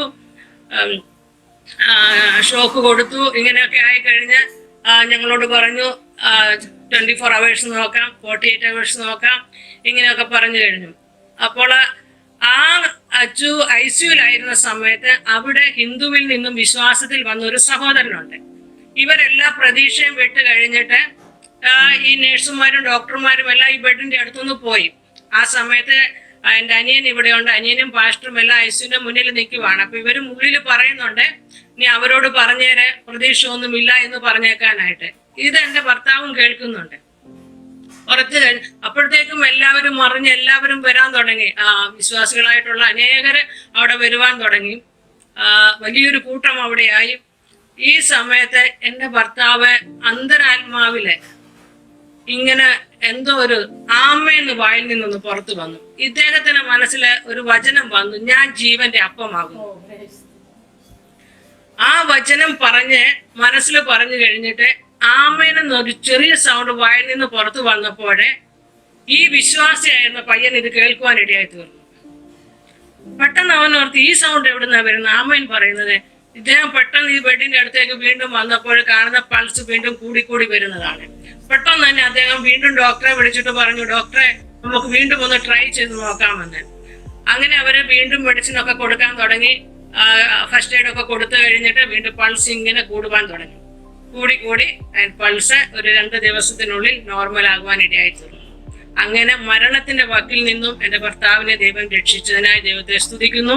ഇന്ന് ജീവനോടെ ഇരുന്ന് ദൈവത്തിന്റെ കൃപകളെ വർണ്ണിപ്പാൻ, ഇന്ന് ഈ സാക്ഷ്യം അനേകരോട് പറയുവാൻ ദൈവം ഒരുക്കി തന്ന ഇതൊക്കെ ദൈവത്തിന്റെ പദ്ധതിയാണെന്ന് ഞാൻ പറഞ്ഞതുപോലെ എനിക്ക് ആ വായിച്ച വചനമാണ് എൻ്റെ ജീവിതത്തിന്റെ ആധാരമായിരിക്കുന്നത്. ഈ സമയത്തൊക്കെയും ഞാൻ ദൈവവചനത്തിലാണ് കൂടുതൽ ആശ്രയിക്കുന്നത്. ഞാൻ ഹോസ്പിറ്റലിൽ പോകുമ്പോൾ ഞാൻ പെട്ടെന്ന് ബൈബിൾ എടുത്തിട്ട് വായിക്കും. ആ സമയം ദൈവം എന്നോട് നീ ഒരു ചെങ്കടലിൽ കിടക്കേണ്ടതായിട്ടുണ്ട്. അപ്പൊ ഞാൻ ഓർത്ത് ഹോസ്പിറ്റലിൽ പോയി ചെറിയ ഇതൊക്കെ കഴിഞ്ഞിട്ട് തിരിച്ചു വരുമോ, ഇത്ര വലിയൊരു ചെങ്കടലായിരിക്കുമെന്ന് ഞാൻ ഒരിക്കലും പ്രതീക്ഷിച്ചില്ല.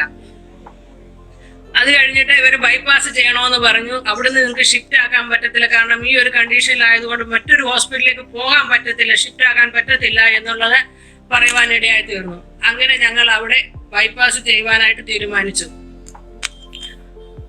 ഞങ്ങളുടെ ഈ പറഞ്ഞതുപോലെ പൈസ ഇല്ല, എവിടുന്ന് പൈസ വരുമെന്ന് ഞങ്ങൾക്ക് അറിയത്തില്ല. അപ്പൊ ഞങ്ങൾ അച്ഛൻ്റെ ഒരു ഫ്രണ്ടിന്റെ അടുത്ത് പൈസ ചോദിച്ചു. അദ്ദേഹം വേഗം പൈസ ഞങ്ങൾക്ക് ട്രാൻസ്ഫർ ചെയ്തു തന്നു. നീ വേഗം സർജറി ചെയ്യേ, അതാണല്ലോ അത്യാവശ്യം എന്ന് പറഞ്ഞ്. അങ്ങനെ അവിടെ കൊണ്ട് ഡിപ്പോസിറ്റ് പൈസ ചെയ്ത് ഞങ്ങൾ സർജറി ചെയ്യുവാനായിട്ടുള്ള തീരുമാനങ്ങളൊക്കെ എടുത്തു. ഈ സർജറി ചെയ്യുന്നതിന് മുമ്പായിട്ട് ഓരോ ദിവസവും ഇങ്ങനെ ടെസ്റ്റുകൾ നടന്നുകൊണ്ടിരിക്കുകയാണ്. അപ്പൊ സർജറി ഓരോ ദിവസവും ഓരോ ടെസ്റ്റ് ചെയ്യുമ്പോൾ എന്തെങ്കിലുമൊക്കെ പ്രശ്നങ്ങൾ വരും. ഇങ്ങനെ ഈ സർജറി പോസ്റ്റ്പോണ്ടായി 2 ആഴ്ച കഴിഞ്ഞ് ഇങ്ങനെ പോവുകയാണ്. ഞങ്ങളും എടുത്തു, ഹോസ്പിറ്റലുകാരും എടുത്തു. അവസാനം ഡോക്ടർ പറഞ്ഞു, ഞങ്ങൾക്കൊരു നല്ല ഡോക്ടറെ ഒക്കെ അവിടെ ദൈവം ഒരുക്കി തന്നു, ഒരു നല്ല മലയാളി ഡോക്ടറെ, ഓമനക്കുട്ടൻ എന്ന് പറഞ്ഞ ഒരു മലയാളി ഡോക്ടറെ. ആയ സമയത്ത് ഞങ്ങൾക്ക് മലയാളി സമാജക്കാരൊക്കെ അവർ റെഫർ ചെയ്ത് ഡോക്ടറുടെ ഒരു കെയർ കിട്ടാൻ വേണ്ടി, സാമ്പത്തികമായിട്ടൊന്നുമല്ല, ഡോക്ടറുടെ കെയർ കിട്ടാൻ വേണ്ടി അങ്ങനെയൊക്കെ ഞങ്ങൾക്ക് സപ്പോർട്ട് അവിടെ നിന്ന് ലഭിക്കാനിടയായി തീർന്നു. അപ്പോൾ ഈ ഓപ്പറേഷൻ ഡേറ്റ് ഫിക്സ് ചെയ്തു. തലേ ദിവസം ടെസ്റ്റ് ചെയ്തപ്പോൾ എല്ലാ റിസൾട്ടും നോർമലാണ് വന്നിരിക്കുന്നത്. പിറ്റേ ദിവസം രാവിലെ വീണ്ടും ഈ ടെസ്റ്റ് ചെയ്യുമ്പോൾ ആ ടെസ്റ്റിനകത്ത് ഒരു ചെറിയ ഡിഫറൻസ് കാണുന്നു. അതിൽ പ്ലേറ്റ്ലെറ്റ് കുറവാണ്. അപ്പോൾ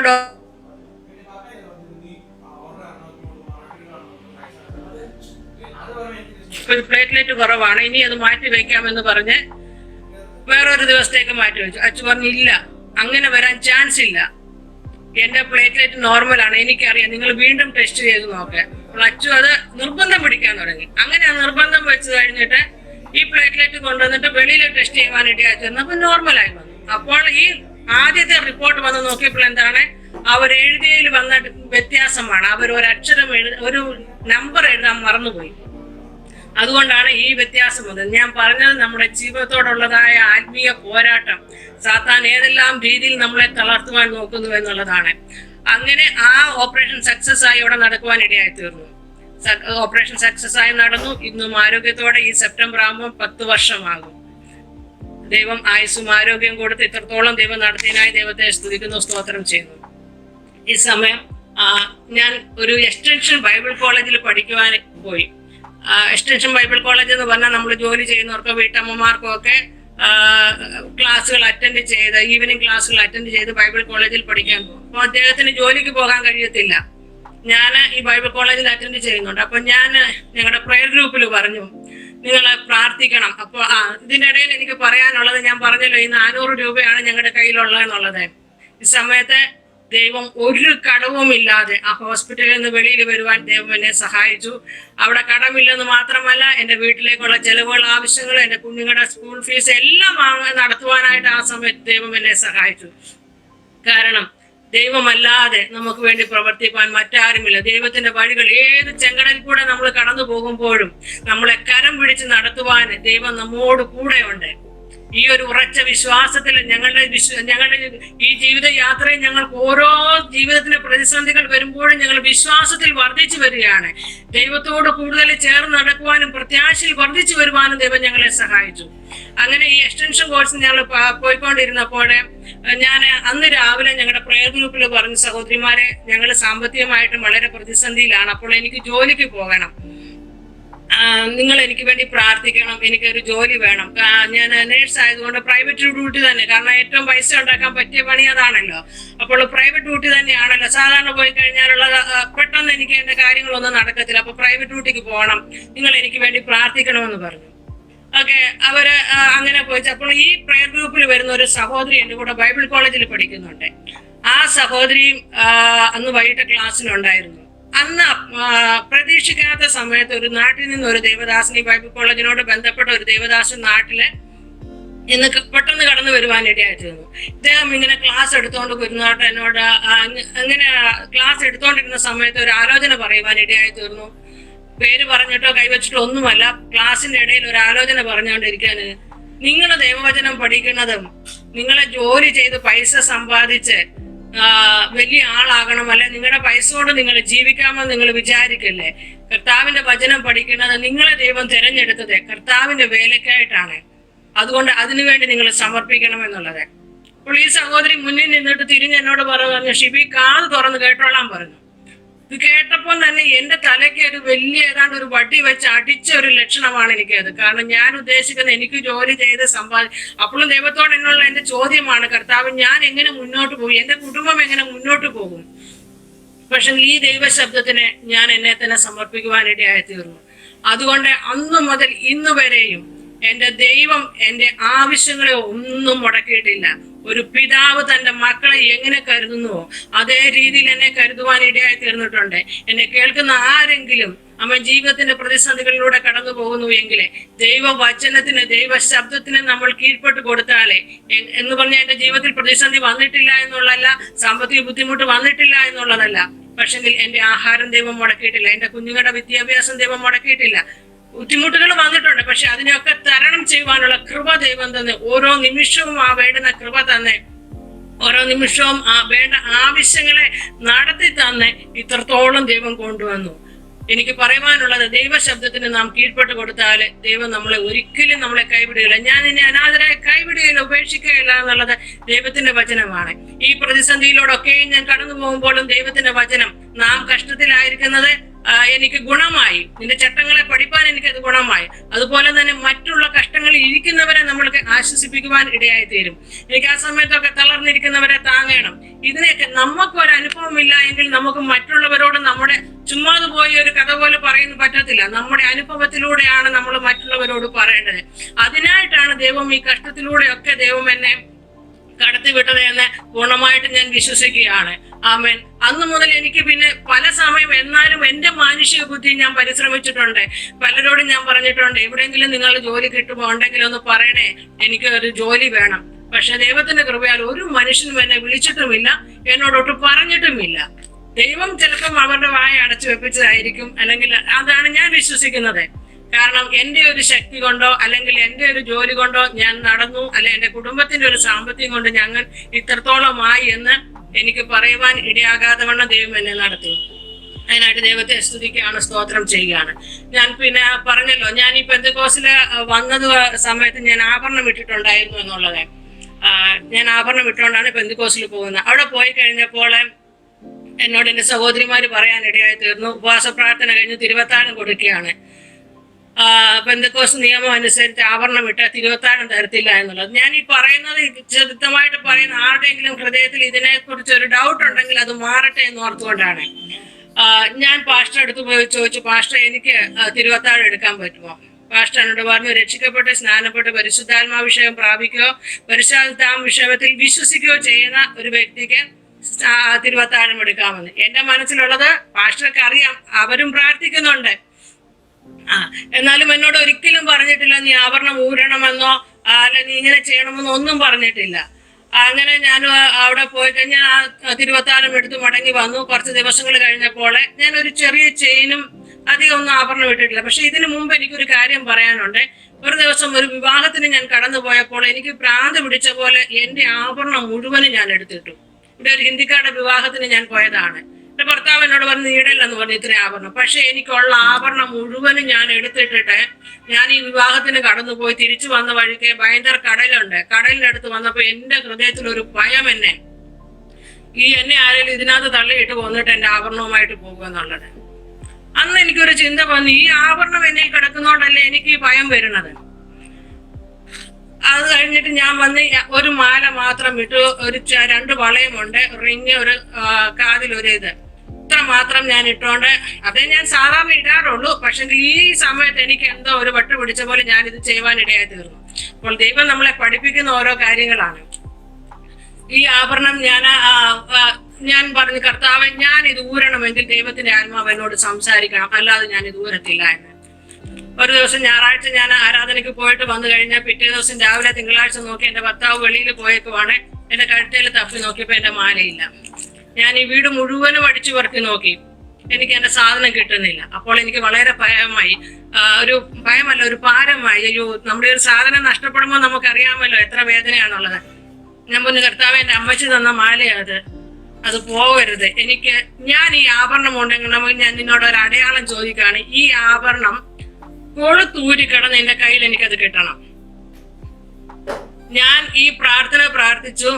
ഞാൻ ബൈബിള് തുറന്നപ്പോൾ എനിക്ക് കിട്ടിയ വചനമാണ് യിരെമ്യാവിന്റെ പ്രവചനം 4-ാം അധ്യായം 30-ാം വാക്യം. നീ രക്താംബരം ധരിച്ചാലും പൊന്നാഭരണം അണിഞ്ഞാലും നിന്റെ കണ്ണിൽ മഷി എഴുതിയാലും വ്യർത്ഥമായി നിനക്ക് സൗന്ദര്യം വരുത്തുന്നു. അപ്പോൾ ഇതൊക്കെ വ്യർത്ഥമായി എനിക്ക് സൗന്ദര്യം വരുത്തുന്ന വിഷയങ്ങളാണ് എനിക്ക് മനസ്സിലായി. ഞാൻ ദൈവത്തോട് ഇത്ര മാത്രം പ്രാർത്ഥിച്ചു, ഈ അടയാളം ചോദിച്ചു. ഞാൻ എഴുന്നേറ്റ് പോയി ഞാൻ കിടന്ന കട്ടിലിന്റെ അവിടെ പോയി നോക്കിയപ്പോൾ കട്ടിലിന്റെ താഴെ ഈ മാല ഇവിടെ കിടക്കുന്നു, അതിന്റെ കൊളുത്തൂരിട്ട്. ഇതിനു മുമ്പ് ഞാൻ അവിടെ പോയി നോക്കിയതാണ്, എന്റെ കണ്ണിൽ അത് പെട്ടില്ല.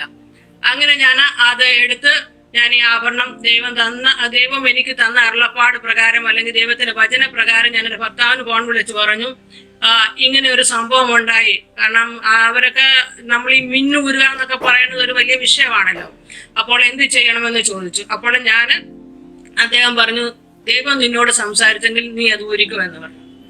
അപ്പോൾ ഞാൻ ഈ ആഭരണം ഊരുന്നതിന് മുമ്പ് തന്നെ ഇദ്ദേഹത്തിനും ഇതുപോലെ ഒരു അനുഭവം ഉണ്ടായി. ഇദ്ദേഹം ആഭരണം എല്ലാം ഊരി വെച്ചു, ചെയിനും ഒക്കെ ഉണ്ടായിരുന്നു, എല്ലാം ഊരി വെച്ചു. അങ്ങനെ അതിനോടുള്ള ഒരു ഇഷ്ടമില്ലാതെയായി.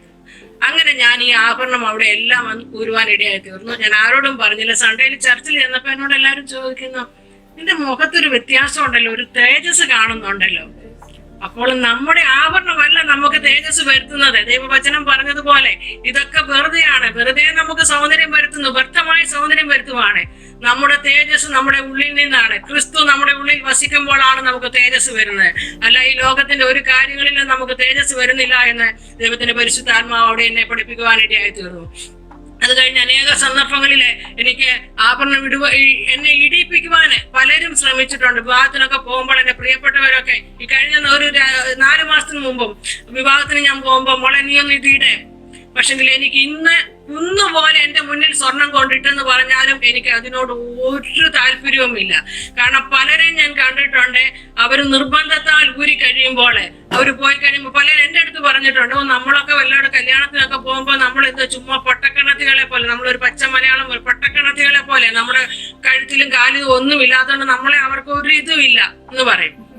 പക്ഷെങ്കിൽ ദൈവത്തിന്റെ കൃപയാൽ എന്റെ ഹൃദയത്തിൽ നിന്നും എനിക്ക് പറയുവാൻ കഴിയും, അങ്ങനെ ഒരു ചിന്ത ഇന്ന് വരെയും എന്റെ ജീവിതത്തിൽ ഉണ്ടായിട്ടില്ല. കാരണം ദൈവത്തിന്റെ വചനം, ജീവനുള്ള വചനം നമ്മളോട് ഇടപെട്ട് കഴിയുമ്പോൾ പല താല്പര്യങ്ങളും നമ്മൾക്ക് ആമേൻ ലോകത്തിന്റെ ഇഷ്ടങ്ങളൊക്കെയും വേണ്ട എന്ന് വയ്ക്കുവാൻ നമുക്ക് കഴിയും. ആമേൻ, സ്തോത്രം. അതിനായി ഞാൻ ദൈവത്തെ സ്തുതിക്കുകയാണ്, സ്തോത്രം ചെയ്യുകയാണ്. അതുപോലെ ഞാൻ പരിശുദ്ധാത്മാഭിഷേകം പറഞ്ഞല്ലോ, പെന്തക്കോസ്തിൽ പോകുന്നതിന് മുമ്പ് എനിക്ക് പരിശുദ്ധാത്മാഭിഷേകം പ്രാപിക്കണമെന്ന്. ഞാൻ ഈ വിശ്വാസത്തിൽ സ്നാനപ്പെട്ട് കഴിഞ്ഞു പോലും, കാരണം ആ സമയത്ത് പരിശുദ്ധാത്മാഭിഷേകം അന്യഭാഷയെ കുറിച്ചും എനിക്ക് അറിയത്തില്ല, ഞാൻ പഠിച്ചുകൊണ്ടിരിക്കുന്നേ ഉള്ളൂ. ഞാൻ ഇവിടെ ഒരു കൺവെൻഷൻ കഴിഞ്ഞ് കൺവെൻഷന് പാട്ടുപാടി അവരിങ്ങനെ അന്യഭാഷ പഠിച്ചുകൊണ്ടിരുന്നപ്പോൾ ഞാനും നടു റോഡിൽ കൂടെ ഈ അന്യഭാഷയെ കളിയാക്കി അവർ പറയുന്ന അതേ അന്യഭാഷ ഞാനും ഇങ്ങനെ പറഞ്ഞോണ്ട് പോവുകയാണ്, കളിയാക്കി പറയുവാണ്. അപ്പോൾ ഇത് കേട്ടിട്ട് എന്റെ മുന്നിൽ കുറെ 2-3 സഹോദരന്മാരൊക്കെ പോകുന്നുണ്ടായിരുന്നു. അവരിങ്ങനെ നോക്കി ചിരിച്ചിട്ട് പോയി. അത് കഴിഞ്ഞ് ഞാൻ ഈ പറഞ്ഞതുപോലെ ഞാൻ പ്രാർത്ഥിച്ചുകൊണ്ടിരുന്നു. എന്റെ വീട്ടിൽ ഒരാൾ പ്രാർത്ഥനയ്ക്ക് വന്നു. എന്റെ ഭർത്താവ് ഹോസ്പിറ്റലായിട്ട് ഡിസ്ചാർജ് ആയി വീട്ടിൽ വന്നപ്പോൾ പ്രാർത്ഥിക്കാൻ വന്നതാണ്. ആ സഹോദരൻ പ്രാർത്ഥിച്ചുകൊണ്ടിരുന്ന സമയത്ത് ഞാൻ അന്യഭാഷയിൽ സംസാരിക്കുവാൻ തുടങ്ങി. വളരെ സാവധാനത്തില് പതുക്കെ ഞാൻ അന്യഭാഷയിൽ കുറെ നേരം ആ സഹോദരൻ പ്രാർത്ഥിച്ചു തീരുന്നിടം വരെ എനിക്കൊന്നും മനസ്സിലാവുന്നില്ല. അത് കഴിഞ്ഞപ്പോൾ ഞാൻ എൻ്റെ ഭർത്താവിനോട് ചോദിച്ചു, ഞാൻ എന്തെങ്കിലും പറഞ്ഞായിരുന്നോ, ഞാൻ എന്തെങ്കിലും വേറെ ഭാഷ വല്ലതും പറഞ്ഞോ? നീ എന്തൊക്കെയോ പറയുന്നത് കേട്ടു, എനിക്കൊന്നും മനസ്സിലായില്ല എന്ന് പറഞ്ഞു. അപ്പോൾ എനിക്ക് മനസ്സിലായി ദൈവത്തിന്റെ ആത്മാവ് എന്നെ അന്യഭാഷയിൽ നിറയ്ക്കുവാൻ ഇടയായി തീർന്നു. അന്യഭാഷയെ കുറിച്ച് സംശയമുള്ളവർക്ക് ഞാൻ പറയുന്നത്, ദൈവത്തിന്റെ വചനം അല്ലെങ്കിൽ ദൈവത്തോട് നമ്മളെ കാര്യങ്ങൾ ചോദിച്ചു കഴിഞ്ഞാൽ ദൈവം ക്ലിയർ ആക്കി തരുന്ന പോലെ ഒരു മനുഷ്യന് നമുക്കൊരു കാര്യം ക്ലിയർ ആക്കി തരത്തില്ല. ആമേൻ. അങ്ങനെ അന്യഭാഷയാൽ ദൈവം എന്നെ നിറയ്ക്കുവാൻ ഇടയായി തീർന്നു. അത് കഴിഞ്ഞിട്ട് ഞങ്ങളുടെ ജീവിതമൊക്കെ ഇങ്ങനെ മുന്നോട്ട് പോകുവാൻ ഇടയായി തീർന്നു. അനേക പ്രതിസന്ധികളെ, പ്രശ്നങ്ങൾ ഞങ്ങളുടെ ജീവിതത്തിൽ കടന്നു വന്നു. ആ പ്രതിസന്ധികളിൽ ഒന്നും തളർന്നു പോകാതെ ഇരുന്നത് ഞങ്ങളുടെ വിശ്വാസ ജീവിതം ആമേൻ വചനത്തിൽ ഉറപ്പുള്ളത് കൊണ്ടായിരുന്നു. കാരണം എൻ്റെ ജീവിതത്തിൽ വരുന്ന വിഷയങ്ങൾക്കെല്ലാം ഞാൻ എന്ത് ചെയ്യും, എന്തെങ്കിലും ഒരു വിഷയം വരുമ്പോൾ ഞാൻ പെട്ടെന്ന് പോയി ബൈബിൾ എടുക്കും, ബൈബിൾ തുറന്ന് വായിക്കും. ദൈവത്തിന്റെ പരിശുദ്ധാത്മാവ് എന്നോട് ഇടപെടും. ഞാൻ ചില ചോദ്യങ്ങൾ ചില സമയത്ത് ദൈവസന്നിധി ചോദിക്കും. ആ ചോദിക്കുന്ന അതേ ചോദ്യങ്ങളിലുള്ള മെസ്സേജുകളായിരിക്കാം അന്ന് എനിക്ക് കിട്ടുന്നത്. പ്രത്യേകിച്ച് സിസി ബാബു എന്ന് പറഞ്ഞ ഒരു സഹോദരിയുടെ മെസ്സേജ് പലരും കേട്ടിട്ടുണ്ടായിരിക്കാം. ഞാൻ ഇന്ന് രാവിലെ പോയി വാട്സപ്പിൽ കൂടെ മെസ്സേജ് വരുമ്പോൾ ഞാൻ പറഞ്ഞ അതേ ചോദ്യം ആ സഹോദരി, കുഞ്ഞെ നീ ഇന്ന് ഇങ്ങനെയല്ല ദൈവത്തോട് ചോദിച്ചത്, നിന്നെ കുറിച്ച് ദൈവത്തിന് ഒരു പദ്ധതിയുണ്ട് എന്നും പറഞ്ഞ് വചനത്തിൽ ദൈവം എന്നെ ബലപ്പെടുത്തുവാൻ ഇടയായിത്തീർന്നു. അതേ ചോദ്യങ്ങളായിരിക്കും ചിലപ്പോൾ ആരാധനയ്ക്ക് പോകുമ്പോൾ, കൂട്ടായ്മകളിൽ പോകുമ്പോൾ ഞാൻ പറയുന്ന അതേ വിഷയങ്ങളല്ല, എന്റെ ചോദ്യത്തിന്, എന്റെ ഡൗട്ടിന് എല്ലാം ദൈവത്തിന്റെ പരിശുദ്ധാത്മാവ് എന്നോട് സംസാരിച്ചുകൊണ്ടേയിരുന്നു. വചനത്തിൽ ഇങ്ങനെ എന്നെ ഈ ദൈവവചനം എന്റെ ജീവിതത്തിൽ ഇല്ലായിരുന്നുവെങ്കിൽ പണ്ടേ ഞാൻ തകർന്ന് താളടിയായി പോകുമായിരുന്നു, എന്റെ കുടുംബം ഇല്ലാതെയാകി പോകുമായിരുന്നു. അത്രയ്ക്കും വലിയൊരു ആത്മീയ പോരാട്ടത്തിലൂടെ ഞാൻ കടന്നു പോയപ്പോഴും എന്നെ നിലനിർത്തിയത് ഈ ദൈവവചനവും കൂട്ടായ്മയുമാണ്. ആമേൻ, സ്തോത്രം. ഞാൻ എപ്പോഴും പ്രാർത്ഥിക്കുന്ന ഒരു വിഷയമുണ്ട്. ഞാൻ പറഞ്ഞല്ലോ, എന്റെ ഭർത്താവ് വിശ്വാസത്തിൽ വന്നു കഴിഞ്ഞിട്ട് അദ്ദേഹവും ബൈബിള് വായിച്ച് ആര് പറഞ്ഞെന്ന് പറഞ്ഞാലും പുള്ളി സമ്മതിക്കത്തില്ല. എന്ത് വിഷയമാണെങ്കിലും പെന്തക്കോസ്തുകാരുടെ ഓരോ നമ്മുടെ ഡോക്ട്രിൻസ് അല്ലെ വചന സത്യങ്ങൾ നമ്മൾ പറഞ്ഞു കൊടുക്കുമ്പോൾ ഒന്നും പുള്ളി അംഗീകരിക്കത്തില്ല. ഞാൻ ദൈവത്തോട് പറഞ്ഞു, ദൈവത്തിന്റെ വചനം ജീവനുള്ളതാണ്. പരിശുദ്ധാത്മാവ് ഒരു വ്യക്തിയാണ്. ഒരു വ്യക്തി ഇരുന്ന് പഠിപ്പിച്ചു കൊടുക്കുന്നത് പോലെ ദൈവത്തിന്റെ ആത്മാവ് ഇരുന്ന് പഠിപ്പിച്ചു കൊടുക്കണമേ എന്നുള്ളത്. ആമേൻ, സ്തോത്രം. അദ്ദേഹത്തെയും ദൈവം അങ്ങനെ വചനത്തിൽ ബലപ്പെടുത്തി ഇത്രത്തോളം വചനം പഠിച്ച് ഓരോ ദിവസവും ഞങ്ങളുടെ ജീവിതത്തിലെ ആമേൻ വചനത്തിൽ വളരുവാൻ, വചനത്തിൽ രൂപാന്തരം പ്രാപിക്കുവാന് ഈ കഴിഞ്ഞ 2 ആഴ്ചക്ക് മുമ്പും ഞാൻ ദൈവത്തോട് ഇങ്ങനെ പ്രാർത്ഥിച്ചുകൊണ്ടിരുന്ന അനേക വിഷയങ്ങളിലൂടെ ഞങ്ങളുടെ 3 ദിവസത്തെ ഉപവാസ പ്രാർത്ഥനയ്ക്ക് ദൈവം എനിക്ക് മറുപടി തരുവാനിടയായി തീർന്നു. സ്തോത്രം. നമ്മുടെ ഓരോ ചില സമയത്ത് ചോദിച്ചിട്ടുണ്ട്, കർത്താവെ ഞാൻ ജീവിക്കുന്നതിന്റെ ഉദ്ദേശം എന്താണ്, ഇങ്ങനെ എന്തുകൊണ്ടാണ് ജീവിച്ച് ഞാൻ ഈ സമയം ചോദിക്കുന്ന സമയമെല്ലാം ദൈവം എന്റെ അടുത്ത് ഓരോ വ്യക്തികളെ അയക്കും. ഒന്നിൽ അവരോട് സുവിശേഷം പറയാനായിരിക്കും. ഞാൻ ചോദിച്ചിട്ടുണ്ട്, കർത്താവെ നീ എന്നെ തെരഞ്ഞെടുത്തു, നിന്നെ വേല ചെയ്യണമെന്ന് പറഞ്ഞിട്ടുണ്ടല്ലോ, ഞാൻ എവിടെ പോയി വേല ചെയ്യും, ആരുടെ അടുത്ത് പോയി വേല ചെയ്യും, എങ്ങനെ ചെയ്യും, ഒന്നും എനിക്കറിയത്തില്ല. ആ സമയമൊക്കെയും ദൈവത്തിന്റെ ആത്മാവെ എന്നെ ഒരിടത്ത് അല്ലെങ്കിൽ അയക്കും, അല്ലെങ്കിൽ ഒരു വ്യക്തിയെ എന്റെ അടുത്ത് അയക്കും, അവരെ വചനം പറഞ്ഞു കൊടുക്കുവാൻ, അല്ലെ സുവിശേഷത്തിന്റെ സത്യം പറഞ്ഞു കൊടുക്കുവാൻ. അങ്ങനെ സ്ലംവേറുകളിലൊക്കെ പോയി കർത്താവിന്റെ വചനം ഷെയർ ചെയ്തുകൊണ്ടിരിക്കുന്ന കുട്ടികളുടെ ഇടയിലെ ആമേൻ അണ്ടർ പ്രിവിലേജ് ആയിരിക്കുന്ന അവർക്ക് വചനം പറഞ്ഞു കൊടുക്കുകയും അവരെ സെക്യുലർ വിദ്യാഭ്യാസത്തിൽ സഹായിക്കുകയും ഒക്കെ ചെയ്തുകൊണ്ടിരിക്കുന്നു. അത് കഴിഞ്ഞ് ഈ കോവിഡ് കഴിഞ്ഞിട്ടും ഞാൻ പറഞ്ഞല്ലോ, നമ്മുടെ എല്ലാവരുടെയും പ്രാർത്ഥനകളൊക്കെ നിന്നുപോയ സമയമാണ് ഈ കോവിഡിന്റെ സമയത്ത്. പിന്നെ പലരും അവരുടെ ബിസി ഷെഡ്യൂളിലായി ഈ പ്രാർത്ഥനാ ഗ്രൂപ്പൊക്കെ പിരിഞ്ഞുപോയി. അങ്ങനെ ഒരു പ്രതിസന്ധിയിൽ ഞാനായിരിക്കുന്ന എന്റെ സഹോദരി തമിഴ് സഹോദരിയാണ്. അവരായിരിക്കുന്ന സമയത്ത് എന്നോട് പറഞ്ഞു, പ്രാർത്ഥന ഉണ്ടായിരുന്നപ്പോൾ ഒത്തിരി നല്ലതായിരുന്നു. ആ സഹോദരി ആർത്രൈറ്റിസ് ബാധിച്ചിട്ട് പുള്ളിക്ക് എപ്പോഴും ചർച്ചിലൊന്നും പോകാൻ പറ്റത്തില്ല, നടക്കാനൊക്കെ ബുദ്ധിമുട്ടുള്ള ഒരു സഹോദരിയാണ്. അതുകൊണ്ട് നമുക്ക് ഈ പ്രാർത്ഥന വീണ്ടും വെച്ചാൽ നല്ലതായിരുന്നു എന്നൊരു ഇങ്ങനെ പറയുവാൻ ഇടയായി തീർന്നു. അപ്പൊ ഞാൻ നോക്കിയപ്പോ ആരുമില്ല, ഞങ്ങൾ 2 പേരേ ഉള്ളൂ. ഞങ്ങൾ ആദ്യം തുടങ്ങിയതും 2 പേരിലാണ്, പിന്നാണ് ഈ 10-12 പേര് വന്നത്. അപ്പോൾ അങ്ങനെ ഞാൻ ശരിയൊക്കെ നമുക്ക് ആഴ്ചയിൽ 1 ദിവസം പ്രാർത്ഥിക്കാമെന്ന് പറഞ്ഞു. അങ്ങനെ 1 ദിവസമായി 2 ദിവസമായി അത് ദിവസവും വീണ്ടും തുടരുവാനായിട്ട് ഇടയായി തീർന്നു. ഈ സമയത്ത് ഞങ്ങൾ ദൈവവചനം പഠിക്കുവാൻ ഇടയായിരുന്നു. ആ സഹോദരി ഒരു തമിഴ് സഹോദരിയാണ്, ഞാൻ മലയാളവും. എനിക്ക് തമിഴിന്റെ അങ്ങാട് ഇച്ചിരിയൊക്കെ അറിയാം, എപ്പിടി ഇരിക്കുക, എങ്ങനെ ഇരിക്കുക, അങ്ങനെയൊക്കെ 1-2 കുറച്ച് വേർഡുകൾ മാത്രം അത്യാവശ്യം പറയാനുള്ളത് മാത്രം അറിയാം. കാരണം ഹസ്ബൻഡ് തമിഴ്നാട്ടിലാണ്. അപ്പോൾ ഈ സഹോദരി തമിഴില് ബൈബിള് വായിക്കും. ഞാനത് പുള്ളിക്കാർക്ക് എന്നാൽ ആവോളം എങ്ങനെ തമിഴിലും മലയാളവും ഒക്കെ മിക്സ് ചെയ്തിട്ട് ഞാൻ ഇങ്ങനെ പറഞ്ഞു കൊടുക്കും. പക്ഷെ പിന്നീട് അത് കഴിഞ്ഞപ്പോൾ ഞങ്ങൾ ഈ ടാബർനാക്കിൾ വിഷയമൊക്കെ പഠിക്കുവാൻ തുടങ്ങി. ഈ വിഷയമൊക്കെ പഠിക്കാൻ തുടങ്ങിയപ്പോൾ ഞാൻ തമിഴിൽ തന്നെ ഈ പുള്ളിക്കാരിക്ക് വചനം പറഞ്ഞു കൊടുക്കുകയാണ്, എക്സ്പ്ലെയിൻ ചെയ്ത് കൊടുക്കുകയാണ്. അപ്പോൾ ഈ സഹോദരി എന്നോട് ചോദിക്കുന്നുണ്ട്, ഷിബി ഇത്ര നല്ല തമിഴ് പറയുന്നുണ്ട്, അതെങ്ങനെയാ? ഞാൻ പറഞ്ഞു, ദൈവത്തിന്റെ പരിശുദ്ധാത്മാവ് നിങ്ങളെ പഠിപ്പിച്ചു തരുന്ന, അല്ല ഷിബിയുടെ ഒന്നുമല്ല, പരിശുദ്ധാത്മാവ് നിങ്ങൾക്ക് പഠിപ്പിച്ചു തരുന്നതാണ്. നമ്മൾ പറഞ്ഞിട്ടുണ്ടല്ലോ, നിങ്ങൾ വചനവുമായിട്ട് നിൽക്കുമ്പോൾ എന്ത് പറയണം, എങ്ങനെ പറയണം, നിങ്ങൾ ഭാരപ്പെടേണ്ട. പക്ഷെങ്കിൽ നമ്മളെ തന്നെ ഏൽപ്പിച്ചു കൊടുത്താലേ ആ സഹോദരിക്ക് അവർക്ക് മനസ്സിലാകുന്ന രീതിയിൽ തമിഴിലെ വിശുദ്ധ വേദപുസ്തകം എക്സ്പ്ലെയിൻ ചെയ്തു കൊടുക്കുവാൻ ദൈവം എന്നെ സഹായിച്ചു. ദൈവത്തിന് അതിനും മഹത്വം കരയറ്റുകയാണ്. ഇതൊന്നും എൻ്റെ ജീവിതത്തിലെ എനിക്ക് സ്വയം ചെയ്തുവെന്നോ ഞാൻ നിന്നുവെന്നോ നിലനിന്നുവെന്നോ ഒന്നും എനിക്ക് പറയുവാൻ കഴിയുകയില്ല. ദൈവത്തിന്റെ പ്രവൃത്തി അല്ലെ, ദൈവം നമ്മളെ കൊണ്ട് ഒരു കാര്യം ചെയ്യിപ്പിക്കണമെന്ന് ഉദ്ദേശിക്കുമ്പോൾ ദൈവം അത് ചെയ്തെടുക്കും. പലപ്പോഴും ഞാൻ എൻ്റെ സാമ്പത്തിക പ്രതിസന്ധിയിലൊക്കെ ഞാൻ മാറി നിന്നിട്ടുണ്ട്. ഞാൻ അത് ചെയ്യല്ലേ ഇത് ചെയ്യല്ലേ. പിന്നെ എന്നോട് അപ്പൊ ഞങ്ങളുടെ ദേവദാസൻ പറയുമായിരുന്നു, തെര അടങ്ങിയിട്ട് കുളിക്കാമെന്ന് ഓർത്താൽ ഒന്നും നടക്കത്തില്ല. അങ്ങനെ വീണ്ടും ഞാൻ എൻ്റെ സോഷ്യൽ വർക്കിലേക്കൊക്കെ ആക്റ്റീവ് കഴിഞ്ഞപ്പോൾ ദൈവം ഓരോ സമയവും അതാത് സമയങ്ങളിൽ വേണ്ടതായ ആവശ്യങ്ങളെ തന്ന് അല്ലെങ്കിൽ ആലോചനകളെ തന്ന് ദൈവം നടത്തുകയാണ്. അമ്മൻ, എന്നെ കേൾക്കുന്ന ഈ ആരെങ്കിലും ഉണ്ടെങ്കിൽ എനിക്കും ഈ ഒരു വാക്യമാണ് അവരോടും പറയാനുള്ളത്. തെര അടങ്ങിയിട്ട് നമുക്ക് കുളിക്കാമെന്ന് വെച്ചാൽ നടക്കത്തില്ല. നമ്മൾ ഒരു പടി മുന്നോട്ട് വയ്ക്കുമ്പോൾ കർത്താവ് പറഞ്ഞ പോലെ നീ ഒരു പടി എന്നോട് അടുത്തു വാ, ഞാൻ നിന്നോട് അടുത്തു വരും. അമ്മൻ, അങ്ങനെയാണ് ദൈവം നമ്മളെ ഇതുവരെയും കരം പിടിച്ച് നടത്തിയത്. ഇത്രത്തോളം ദൈവത്തിന് കൊണ്ടുവന്നതായ ദൈവത്തിന് സകല മാനവും മഹത്വം അർപ്പിക്കുവാണ്.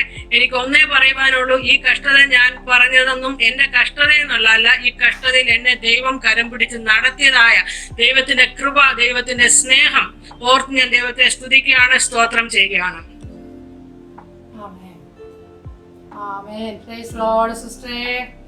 ഇപ്പോൾ ബ്രദർ എന്തെങ്കിലും ജോലിക്ക് വല്ലതും കടന്നു പോകുന്നുണ്ടോ? ബ്രദർ ഇതുവരെ ജോലി ചെയ്യുന്നുണ്ടായിരുന്നു. ഇപ്പോൾ റിട്ടയർമെന്റ് എന്ന് പറഞ്ഞാൽ ഇപ്പം ജോലിക്ക് പോകാനുള്ള ചില ബുദ്ധിമുട്ടുകൾ ഉള്ളതുകൊണ്ട് ഇപ്പോൾ വീട്ടിലാണ്. മോള് ജോലിക്ക് പോകുന്നുണ്ട്, പഠിച്ചുകൊണ്ടിരിക്കുന്നു. 2 കുഞ്ഞുങ്ങൾ പഠിച്ചുകൊണ്ടിരിക്കുന്നു. 3rd year. മോള് ഡിഗ്രി കഴിഞ്ഞിട്ട് ഇപ്പോൾ ജോലിക്ക് വന്നിടുന്നുണ്ട്. ഞങ്ങൾ വർക്ക് ഫ്രം ഹോം ഇങ്ങനെ നോക്കുന്നുണ്ട്. ഓക്കെ കർത്താവ് സഹായിക്കട്ടെ. എത്രത്തോളം കർത്താവ് നടത്തിയല്ലോ. കർത്താവിന്റെ മുഖത്തേക്ക് നോക്കി ആരെയും ദൈവം ലജ്ജിപ്പിക്കുന്ന ദൈവമല്ല. ആമേൻ. ദൈവദാസി ദൈവസന്നിധിയിൽ പ്രാർത്ഥിച്ചാട്ടെ. ഹല്ലേലൂയ. സ്തോത്രം.